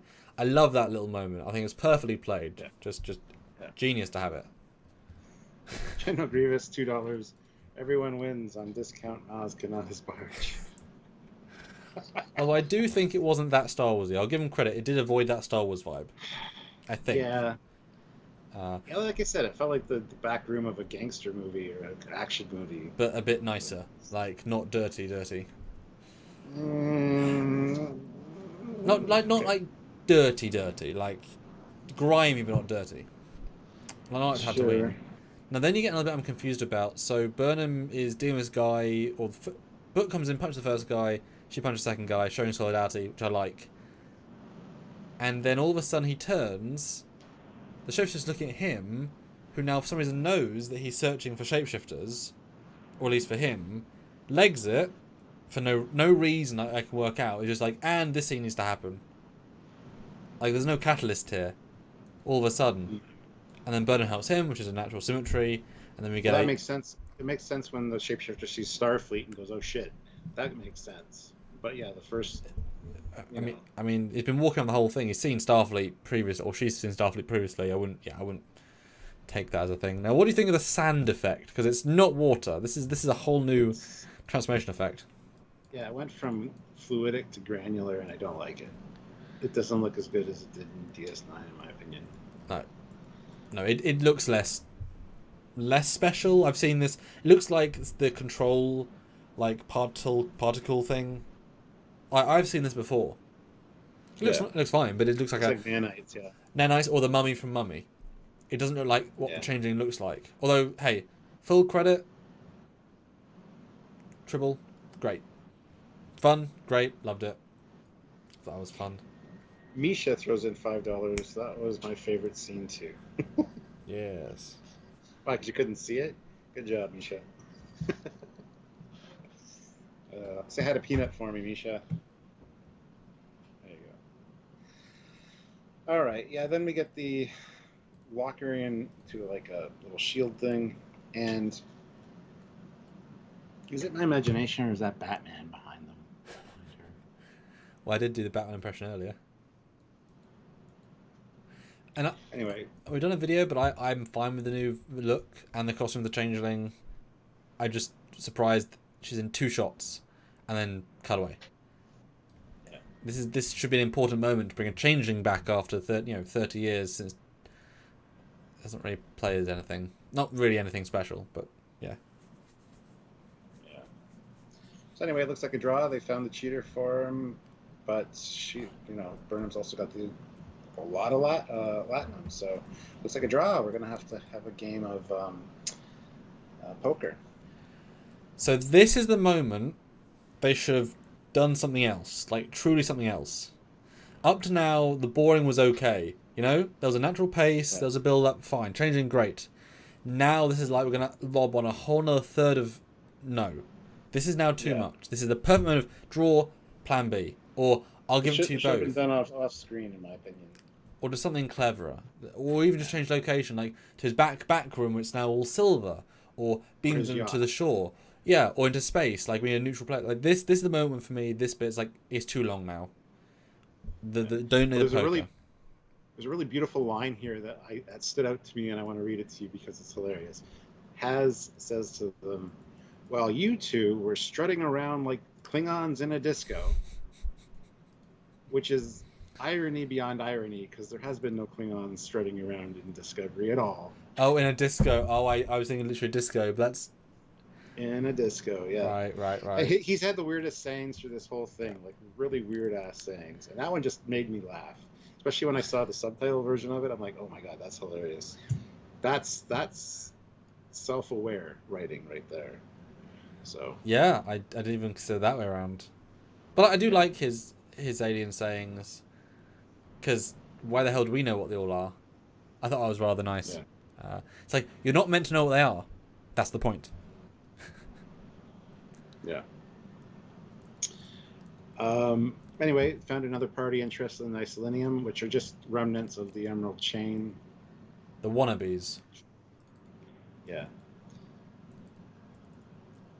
So Leonian poker is what they're going to play. Yes. Now, see, my only issue with this is that, like I said, from now on, I got bored, right? But yeah, he feels like a real douchebag because he's already earned lots of money by this already, right? Because he's keeping the winnings, whatever. To call in two people that don't natively want the money, they've just been brought in just to raise the money. Like, what a dickhead, you know? It was bad enough to bring two, but as an episode, it feels like, oh, now we're making filler. We have to introduce two new characters just to get them out of the scene. They're going to play no part, have one line between the two of them, pretty much. It's like, why are we introducing non-characters for a non-scene just to prolong the episode? It's such an unnecessary thing. Yes. It's a symbol of, unnecessary. We're just going to throw stuff in to pad. This is padding. But his line here as well was good. The rest get nothing. Drop out, still nothing. Act like an Armis. An Armis, meaning more than one, or just if it was act like Armis, but there's an "and" there, so I don't know. It was just a nice little nod again. Boom. Yeah. So a lot of little subtle things he said, which are kind of nice little references, but even the cards themselves. And there are some nice script elements in this, but they're drowned by all the Yeah. But Burnham says, I want to make sure I want to check the stuff, which gives her the putting the tracker on, which is great. Talks to Book. Let's work together to get them out. Makes sense. Great. That's the summary. She doesn't need the scanner. She goes on and on about how being a carrier is a good thing, because I know that if it was cut with this, it would look like this. Despite this literally not being a substance they knew about in her era. I love how she's instantly expert in all future tech, more so than the audience. I mean, she might have researched it in a few hours of travel, I guess, but it comes across like this is, oh, who doesn't know about isolinic ore? She's a xenobiologist. She's not a mineralogist. Why would she wouldn't know all this natively? It's too much information, you know? Again, small detail, just over-the-top knowledge for Burnham. Should have been a Washington, bring an expert, etc. Yeah. I think we can skip most of this gameplay because it's just them table talking, trying to get the other ones out. Cringe. Of the thing. Cringe. Oh my God! Burnham is just total cringe here. Well, it's very much not even cute or endearing. It's not even anything worth watching. It's just awful. It's very much them trying to do their own version of her "I'm high" scene from episode 1 of the first new season. Yes, I knew it reminded me of something. You're absolutely right. Like tonally, but it's not cute and not funny. And my dad said this, and I thought it was very apt. The universe is at stake. A hyper-powerful race has already destroyed a planet, whose last surviving is here. Genocide the entire race. He's here trying to stop them with a massive bomb that might kill their race. And now she's laughing and joking at a poker table with the most cliche, comedy music ever. It's like, tonally, the hell are you doing, episode? Yeah. The hell is this? Skip. And such blatant signals and cues and embarrassing. Table talk. It's awful. Like. And Asira's top lieutenant, people are going to take over, be smart on this, and they don't seem to pick up ever until... No. Skip. Don't care. Poking's boring. It's boring poker. Skip. And then we get the scene with Washington and Datarka. Where That's nice. That's nice. Talking about loss, and he asks her, you're just towing the company line. How do you feel about this? And she's like, well, I understand why you did it, but you're gonna cause a lot of people a lot of pain. You got a big ego, and the Federation genius darling. You're gonna throw it all away. It makes no sense. The power just faded for a second, so hopefully it doesn't go out again. And S4E8 Noir says, do you notice the lower decks mention? No, what? Tell us. Sorry, continue. Yeah, I didn't notice one. Yeah. But yeah, this is about keeping a promise, or is this about somebody you lost? And he's like, oh, you have no idea what loss is. And she's like, I do know what loss is. And he says there are varying degrees of loss. If you could feel the weight of mine for only a fleeting moment, you'd reconsider how much choice one has. Nice scene, well acted between the two of them, but again, it doesn't make up for everything that's surrounding this scene. Sorry. Yeah, no, I thought this was one of the better moments. Not only to give Washcombe some dialogue, Yeah. because boy, goodness, and she does good. It clearly the man is the the central version of this. I wish she had a bit more, but some. I'm wondering now if he's been lying to Book as well. This friend is waiting in another universe. That's the theory. Well, what's more depth here? It's good. It was intriguing, and the balance is good of antagonist to hero to spurned lover to all these different. Where is he? We don't know, but it's not negative, and the poetry at the end, saying, if you felt this, you would do this. You can't even I really liked that because we can't relate until we know his true story, and we are a long way from that. As we've said several times, saving 5 billion for one life. I mean, how can you justify not doing that, etc.? And so what he's having to deal with might be so ginormous. She can't relate. So I liked it. It was good. Mm-hmm. And then we get the Battle of the Bygone Lovers. Yep. I don't know if you noticed, but for some reason, Book's camera angle was distorted. Like his face, when I've got on the live, her things is fine, but it's crooked and crinked. I wonder if they had to do something to fix the image because it's not a correct angle. Maybe you could see a boom mic or a camera operator. They had to do it. It's really strange, and I mean the fact that stood out to me means it's really strange. This angle, the hell, it's been corner cropped. It's really strange. It's really weird. Didn't notice that. Gotta say. Yeah, but this entire scene is just. Bet you there was a Starbucks cup on a table, like in Game of Thrones, and we gotta get rid of that. Oh, okay. Response to the Lower Decks thing. The bar guy said something about spider cows, which are seen in Lower Decks. Yes. Oh, yeah, that's right. He did mention that. I thought that was an odd reference. But yeah, you're absolutely right. They were in Lower Decks. Yeah, good call. I mean, they weren't called spider cows, but that's... Wow. Yeah, no, that's all good.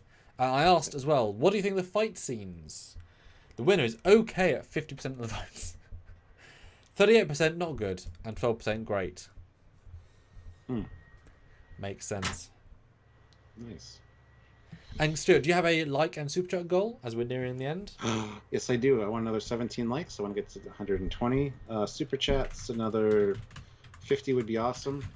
Yeah. So a couple tens, some fives, a 50, 20, 220s. Yeah. Would be awesome. It would be a good number to end out on. But it looks like we got a new member as well, which I can't see who joined. Yeah, I couldn't find that when you were gone. I was like, oh, when did that happen? Yeah, I have no idea. So anyway, welcome whoever joined the channel. We really appreciate that.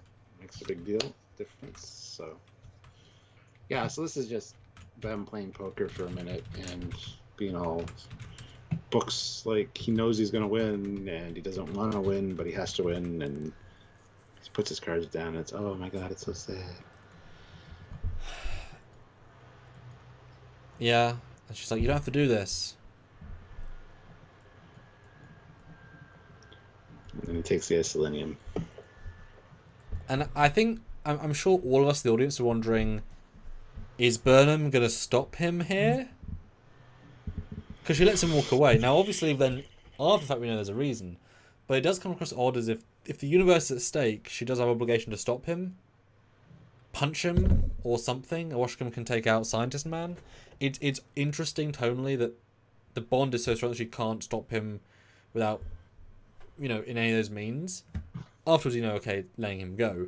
But it's an interesting moment of she's choosing to let the universe burn potentially because she can't hurt him and she can't stop him through, which I like, and she does love him a lot, and we hope that does not get ruined.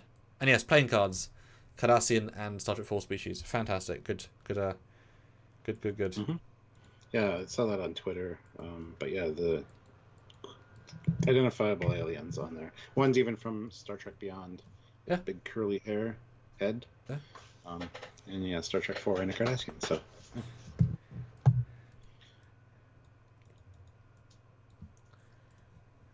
So yeah, vote in the poll, guys. Vote in the poll. Yes, go vote in the poll. Hit that like button. We need another 12 more likes. And yeah, some more super chats. We're going to come into this part of the episode where we score it. and we want to get your super chat scores. So I've got to find the score sheet, haven't I? Which I haven't opened in 6 weeks. yeah. But the next conversation is good anyway, between the two of them, if you want to talk about that. Well, they don't really say much, in my opinion. But anyway, Tarkus has sacrifice is always heavy, and thought of doing it for the right reason should help, but it never does. Well, he's very self-aware. That's why I like it. He says, in time, I do believe Burnham and others will understand. In books like Maybe. The only thing that could be worse is the sacrifice done for nothing, which is his relationship with Burnham. Mm-hmm. And then Tarkus says, let's do what we came here to do, end the DMA for good. No, I do like that. And then cuts to the Burnham getting chopped out, eaten up by the team of them. Because you went for one mission, yes. The other mission, well, you didn't say not to. Technically, I was doing the mission. Well, I love how she says, I love how you can navigate a loophole. Mm-hmm. With some inspiration by others, maybe. And his poker face is great there. All credit is doesn't really give it away. And then she goes on to say, I'm just troubled that your loophole didn't work. You should have found a way to drag Booker and Tarka back here. Which is what we're all thinking as well. Until, nope. She put a tracker on the Isolinium. Cloak tracker. Yeah. Because she knew she was going to lose that game of poker because Book's really good at it. So she went in. She agreed to it knowing she was going to lose. Which I appreciate the second time around. She does say that. I know you're better than me at it in the initial scene with him. So it is set up. He's just better. So I do like that. And that's very, very Picard of her. Very logical. Playing the game for the overall. That really helps her arc a lot. Like, she's captaining all the way through here. And in fact, every other episode she would have been the one in the fight ring. They brought Washington and allowed her to be captain the entire time. So good job. Yeah. Christopher Beatty, $5 with no comment, but thank you so much for the super chat. Makes a big difference. Thank you. And the Federation president here says, not many people have the ability to surprise me, Captain Burnham. You keep doing it. And Burnham says, I won't deny what Book means to me, but I also won't compromise my commitment to the safety of the Federation and everyone in it. And she sells it. She sells that line. Yeah. Boy, those pips make all the difference to her character. Oh, yeah. Those damn pips. So the tracker's sitting still because they're assembling the weapon, and Vance says, we'll only have one shot at surprising them. It has to count. We'll begin the mission planning immediately. But then, emergency. We're interrupting the president meeting, which I thought was kind of funny. Stamets interrupting the president. Come to Discovery and check out a thing, and they do, and even the president goes there. I don't think Vance had been in this set before, which I thought was quite quaint. It's like, oh. Yeah. So it's a distortion effect, essentially around a star and about 3 planets. And, black body radiation. There's no boronite. They say we would take something powerful to power this. And then they have the discussion of, Burnham is the one that figures it out, actually, saying, what about an element like boronite? And then Saru explains that boronite is located around all stellar bodies. It's in infinitesimal amounts, and that the DMA, it's actually boronite is absent from every place that the DMA was. So they determined that it's a mining tool. It's basically a dredge. It's just dredging around space and pulling out all the boronite. So, woohoo! And then they're like, they'll be pissed when we come in and destroy their mining operation. Ooh, it's going to start a war. It's like, that doesn't quite line up, but okay, sure. So that goes back to what I said earlier. It'd be interesting if the people that built the mining equipment are in fact dead and gone, and this thing's been powered for centuries by itself, and now that it's getting low on resources, it's like, nobody's telling me what to do. I'm just going to start mining for the element to keep me functioning, because that's my job. And so it's randomly just mining and dredging. So there you go. Thank you for coming back to that, because that's literally when you got cut off. So yeah, exactly. No, that's a really fantastic idea, and they talked about very much. There's not a big bad this season. There's a natural anomaly. Well, no, it's an artificial thing. As in, a species creating it. Now, I like the fact, yes, the race is long since dead. Maybe even the ship was traveling at sublight, or the thing was traveling maybe at sublight between the voids, got to our galaxy finally, was meandering for 5,000 years, and then or came to our galaxy to refuel. And it's I like that. It's just putting out there and just, matter is important. And I do like the reveal. It really helps save the episode, because it takes a lot of the tension away, because no longer aggression, but it does. Humanize is the wrong word, but it links it to a logical state of, well, yes, there's obviously a reason for this need, and very possibly this race might be 50 billion in the planetary system, and they need fuel, and they have they need it, and so Quajon might have 400 people on the planet. It seemed like a very minor planet, what I mean? It didn't seem like there's a few people with didn't feel like there was any cities at all on it, to me anyway. So maybe said, well, 10 billion people on our system, but we need to get this material right now. Quajon, it might damage it, it might move, it might, so we'll see what the scope is. Or, will this be interesting, Stuart, what if this set of people are the same guys, as you say, long since gone, who made the Doomsday Machine? Because that could be a short-range miner, this could be their big miner. Maybe this is one of their home base setups. Yeah, well, it could be. Yeah, I mean, there could be a lot of possibilities. Both miners, as far as that goes. Miner destroyers. The Stanleys brings up something we talked about last night a little bit on my live. Isn't boronite used in the process of creating the omega particles? And I believe it was referenced in Voyager during that episode. So, yeah, people have brought up omega quite a few times during the course of the season. It's a very powerful... Why do you think everyone has such a hard-on for omega particles? I don't know. It was such an impactful episode. It's like this omega symbol comes up, only the captain knows about it. It was such a cool idea. And then the episode kind of fell a little flat for me near the end. But because people were saying that's the cause of the burn, every single time. It was it was all the time, and we're like, it's not this. It isn't. I like the episode fine, but there's loads of those things. Yeah. There's loads of those episodes where something really cool and magical happened. I didn't think of it as particularly special. I mean, it's more one episode of it. I like it being the perfect molecule, blah, blah, blah. But they make a big point in this scene of saying boronite is used to create lots of specialist high-end materials. It's just a catalyst. Yes. It's like a particle X. It can mass whatever. And I like the idea of, they literally have to dredge 10 light years, which is an insane amount of space, just to get enough to power them for a month or something. That'll be fun. I enjoy that sort of thing. And I this is something I said to my dad as well. He was saying, why now, why this? And I pointed out, for the last 120 years, the burn has stopped all intergalactic communication. The device has actively not attacked habited parts of the galaxy. We know it's appeared and disappeared a couple of times, and it's only once has it been actively towards a habited thing. So very much, I like the idea that it's been sending out the DMA for 100 years in the gamma, beta, delta quadrant, just in random space for 100, even 200, 300 years, whatever, and just hasn't been detected because they couldn't travel information. I kind of like the idea. I don't know that sense it just started 2 weeks ago. Somebody said in the comments, can't find it now, but what if the DMA is actually a new technology? So it just got fired up. It's brand new as a power source, and they need this to power it. So I like that as well.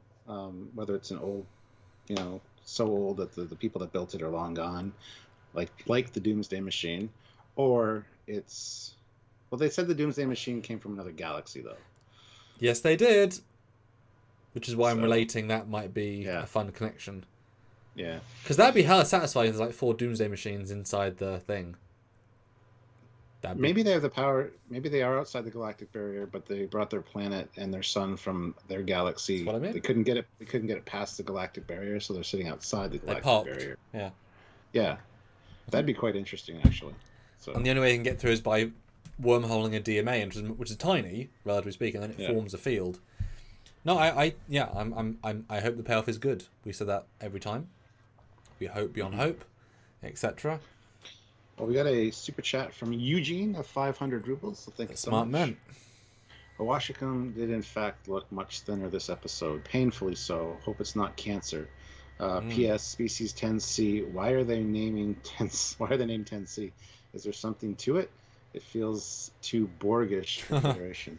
Well, I speculated last night that 1A, B, C, D, E, F, G. They went through 1 through Z, and then 2 through Z, and then 3 through Z, and now they're on 10. So those are all the unknown species number system for 900 years. Well, it's like, you know, it's like if you have a deceased person in the morgue with no name, John Doe. And I'm sure if for some reason you got 55 John Does, you have to call them John Doe, C, D, E. You have to subcategorize them, wouldn't you?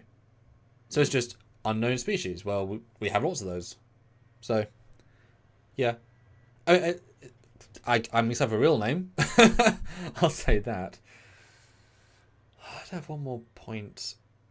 Oh yeah, and when they say about, you know, if you would, when Book attacks the thing and destroys it, if this race is sending the DMA because it desperately, last ditch, needs fuel, it needs it beyond all thing, then attacking the DMA would then be a, like destroying the Red Angel suit before it's been sent out, the last hope for their race.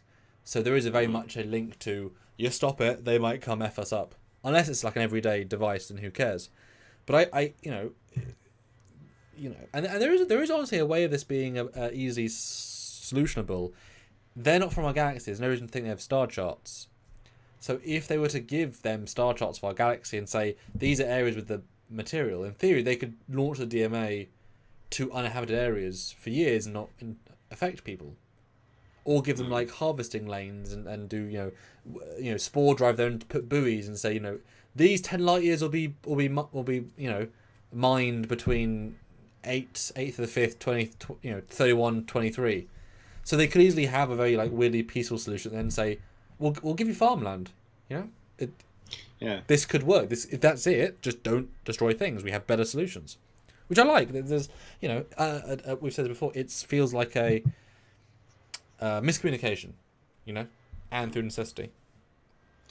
Christopher Beatty throws in $5. I still like the idea that the owners of the DMA are the same mechanical life forms that appeared in the Picard first season. That I could see coming together, but I mean, there would be. Let's finish that plot that we abandoned. Yeah. That would be a hard one to do, though. Wouldn't it be cool if they were coming from the future, and the reason they didn't come back was because at the same time in the future, Discovery takes out the DMA, and so like that wormhole they were coming through, like they can't. Well, because as soon as you said, you know, a race who's destroyed, it's the computers doing it, then it just feels like Control again, and sentient AI outside the galaxy is causing damage. But it could be the sentient AI aliens from Picard, just at this point in the timeline they've run out of fuel because they need to power their life forms, kind of like Matrix. So I mean, how can you communicate with sentient robot spider leg things? I don't know. Certainly wouldn't be a strong payoff, but I wouldn't be against it. You could make it interesting. You can certainly improve Picard a fuck ton by doing that. General Grievous puts in $2. Say it with me, Sam. Beta, instead of beta, whatever the hell you say. I mean, you guys say tomato, so let's not take lessons from people that can't say words right. Wow. Yeah. On that note, this is the end of the episode, so it's time for the scores. Guys, put in your super chat scores. I'll read those after we give our scores. And for anybody that doesn't or can't super chat, if you just want to put your score in the regular chat, Samuel will read those out after. And we want to know the scores. We really, really, really do. I'm very intrigued to see what we all give. So throw them in right now. We're 87 people watching. We'll need $20 more at least. 40 would be perfect. And then I'll finish the poll and do another for the last thing. So I asked, what do you think of the last poker scene? 58% said didn't like it, dull, padding. 22% okay. 30% liked it, 7% loved it. That's a landslide of okay to didn't like. Oops. Yeah. Well, I'm going to go into what I thought about it, so don't ask me, because you always do. But I'm going to go into that now. I'm surprised we talked about it for 2 hours.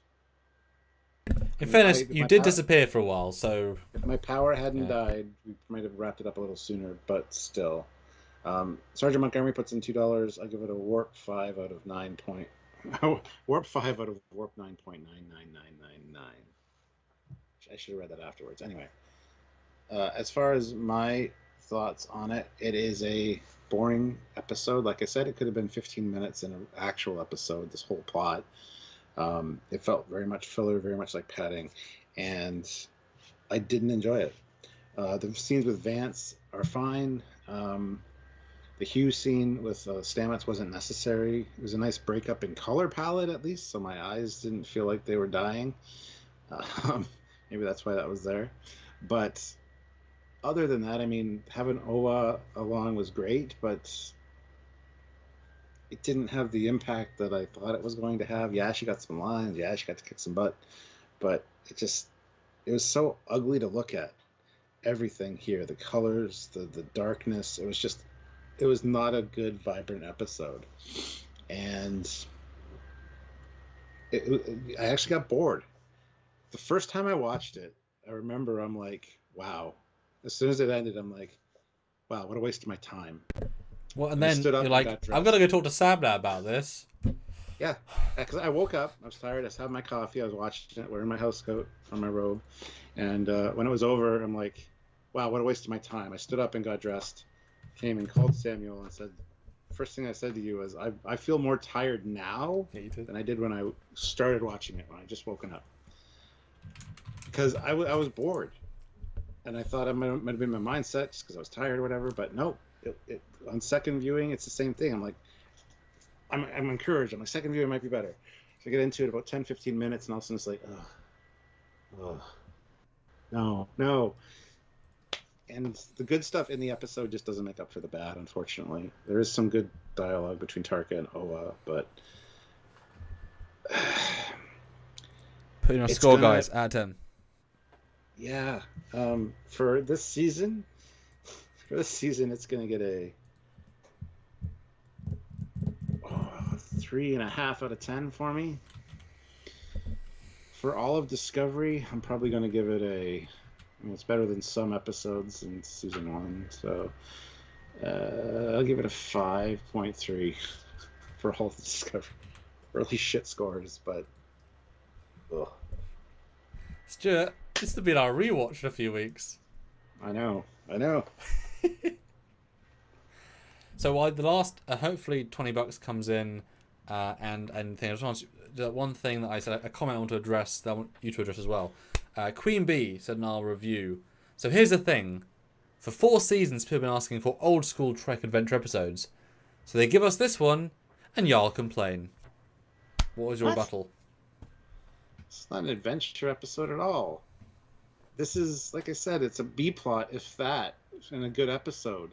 This is the stuff. This is the part of the episode where you get up and go to the kitchen to get something to drink, or you go take a piss, because the main story's, this is not it. That's what this is. It's not. Why would anybody say that and comment that? Oh my god, I hate people. Well, especially as we commented positively on the Lower Decks and Prodigy old school style Trek episodes. So clearly, New Trek can do them. Just this is not that case. And Discovery has done a couple this season. I found that an odd comment as well, because we're very clear with what we say and we're very consistent.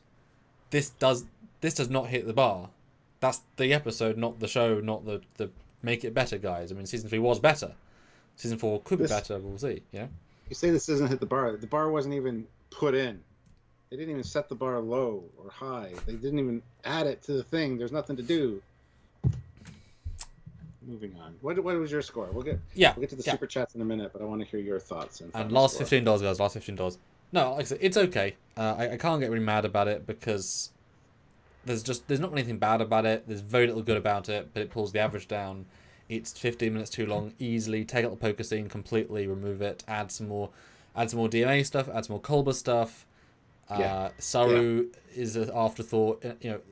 It's very much the Burnham and it's the Book is progressively feeling more and more like a lead, which he's fantastic, which helps tremendously. But Oa, it's her episode, but she gets so little, relatively speaking.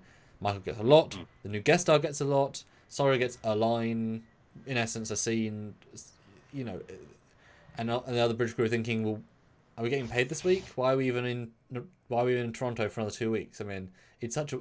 I know this is not an ensemble show. It obviously isn't. It never has been. It's always been Michael Burnham and her friends.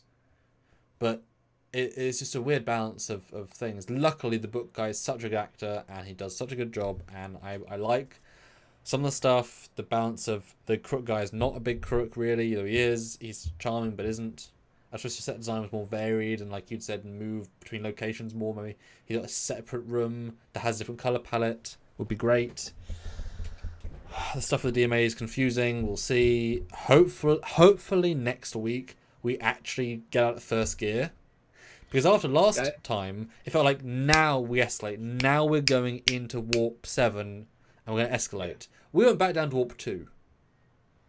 Yeah. We put like Prodigy, they threw on the you know, they went full on and they kept going. This one they slammed the brakes on to, and it's like, but that very poor to come back on. I mean, the excitement level, and obviously we've asked as well the audience, just low. I mean, we're not excited anyway for Discovery season 4. Neither of us really. And this is like, this is why this is the least interesting show on right now of all the Star Treks. But I remember going into the last episode before the break, and it's like the review was like, "That's pretty good. I can't wait to see how Discovery continues." Yeah. Now let's get back into Prodigy. And then this one, it's like, "Hey, welcome back, Discovery." Oh, you just slammed on the goddamn brakes. Very strange. Like my face is on the floor. Like, yeah, this was the chance to kind of jump in and. My score, though, like I said, I'm going to be consistent. It's okay. I'm going to give it a 5 for this season. I can't go as low as you. For all Discovery, though, it is still better than a lot of season 1. That's just the writing is better. Yeah. But I do think there's not too much to it. I mean, the plot is razor thin. It's kind of beyond razor thin. Yeah. I'm going to say for all of Discovery, because all season 3 is better. A lot of season 2 is better because it's more enjoyable. I'm going to have to give it 5 across the board, I think. The most average Discovery episodes, because it has such a low bar, but it's had some really good stuff. I might move that. But it's the weakest of the season, like not even a question, obviously. I know you'd agree. But by a mile, yeah. Although, no, my score, I've said it's the same as episode 2. Which doesn't feel, this feels worse than episode 2. I don't know what episode 2 was. Called The Anomaly, which they go into the anomaly and then book hologram stomachs. Okay, no, so I enjoyed that much more than this. I enjoy it a bit. Okay, I'm saying so to be consistent, and I'm going to be fair though, I'm going to say 4.5 then for this season, just to make it lower, because it's worse than that one. Yeah. And I'll still say 5 for Discovery because it's a broader brush. So 4.5, I can't go any higher. Okay. Okay. Well, we got some super chats. Let's get into those. Okay. Misha throws in $5. Take it. Michael to book. Don't destroy the DMA. You could start a war. Trust me. It's not as fun as you might think. Trust me. I know. She should bring that up. That would be that would be fun. So a 6 out of 10 for me, he says. Okay. Stephen W. Fathry throws in $5. Thank you. Good to see you, Stephen. Good to see you. Great stream, y'all. Thank you. We will be discussing this episode in detail in 2 hours on the Tex Trek channel. So go check that out, guys. I will find the link and put the link. I always miss those because I'm like eating and I watch some TV and it's like, oh shit. I'll catch it after the fact when it's not live, which sucks. But anyway. And a Saucy Puppet Show throws in $10. Thank you so much. Would be a decent filler episode of a 20+ episode season. Yeah, but not good as an episode of a short 10 to 12 episode season, especially as the mid-season premiere, maybe 4 or 5 out of 10. Yeah. See, I don't think that they planned this to be the return from a mid-season break. I don't think they had a break in mind when they did this. Yeah, I don't know. I don't know.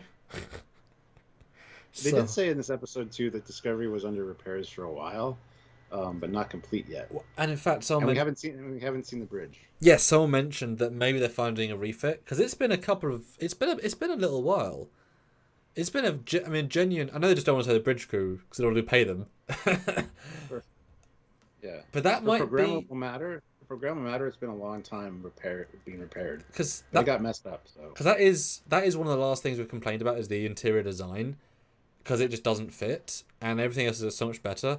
They've now obviously got rid of the shuttle. That's now new shuttles. They built that set, and I mean they're probably gonna get a season. They already got season 5. So now they know one more year on the ship. They surely can't give this show another of that bridge. It wouldn't be allowed. So hopefully this will mean even just I was saying repaint, change the consoles. It doesn't take that much. Do a classic TNG kit bash. Yeah, I think that not to be on the bridge for like 3 episodes in a row is weird. Yeah, very weird. They're trying to uninstall those flamethrowers. They pried them off the wall and it made a big mess. And they're like, oh shit. Yeah. So cross fingers. So that'd be great. That'd be wonderful. We've asked for it for 4 years. It's episode 1. Yeah. Eugene though, 2,000 rubles. Wow, thank you so much. 5 out of 10. I got weird vibes this season, always making me think about blockheads from Gigastructural Engineering mods for Stellaris. Oh, that was words that I said that didn't sound like English. I will concur with you being confused. Yes, there are a generic sci-fi transgalactic species and a parody of the Borg, but after Mass Effect and Picard and Tardigrade, who knows? Okay. Oh, so you're comparing? Oh, okay, you're comparing something from Stellaris. Okay. Glad you enjoyed it, John. Glad you enjoyed it.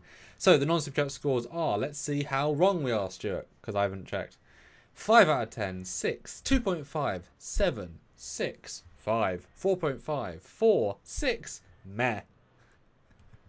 3 out of 15, which is not good. That's a weird metric. 5 out of 10, 7, 6, 5, 6 or 7, 6, 3.4, 5.5, 8. Says Colin, glad you liked it.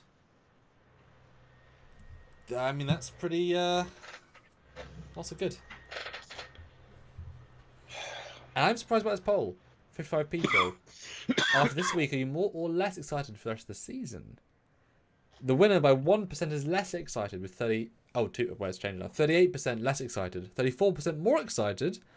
29% same. I'm less excited. I feel like they've been running and doing pretty good, and they're just gonna stumble at the end and drop the ball and just faceplant. That's what it felt like. This episode felt like a faceplant for sure. Well, if they can burn one of their 13 on this little story, as previous episodes have just done so little, it's like, I know COVA's obviously reduced their scope. Yeah. But they only have 13 episodes. They spent multiple millions of dollars on this. Really? Is there not better uses for the money? You know what I mean? I'm sure it's a cheaper episode. I mean, it's a very cheap thing episode in relatively speaking. But, like, you know, it's like if you've got 13 chances to make Star Trek, this is not how you make this episode. This speaks to we'll do it, or COVID will just do something really small and it doesn't quite. Yeah. Again, wasn't bad to me. Just. Oh, it was bad to me. Yeah. 78 people watching and 119 likes. Guys, one more like. I want to get to 120. That was the goal. So hit that like button. Yeah.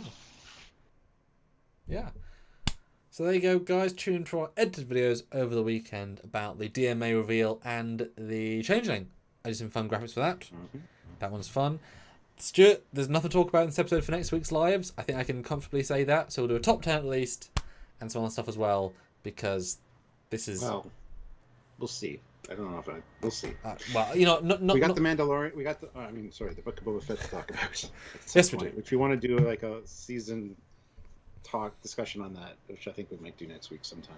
Mm-hmm. But I mean, there's little Discovery to talk about, so we'll throw that in. Yep. Get it out of the way while we can, because we know we're going to be busy. And if we get a break like this, we can cover something that people have been asking for. So why not? Exactly. Yeah. General Grievous throws in $2, 34%. Please report to my airlock. I mean holodeck. Okay. Oh. And 123 likes. We have the like goal, so that's awesome, guys. So, on that note, I think we'll end this rather disappointing episode review. Well, the review was good, but the episode was not. So, I'm sick of talking about it. I'm sick of watching it. I'm sick of hearing it. And I still have to watch it one more time because Sylvie hasn't seen it. Shit. That'll be tonight. Oh. Oh, Jesus Christ. All right, so I have to watch it one more time. So until that, he's Captain Foley. He is Commander Cocky. And you guys Thank are for watching. wonderful Trekyards audience. Yes, you are. So thank you so much, guys. Peace out.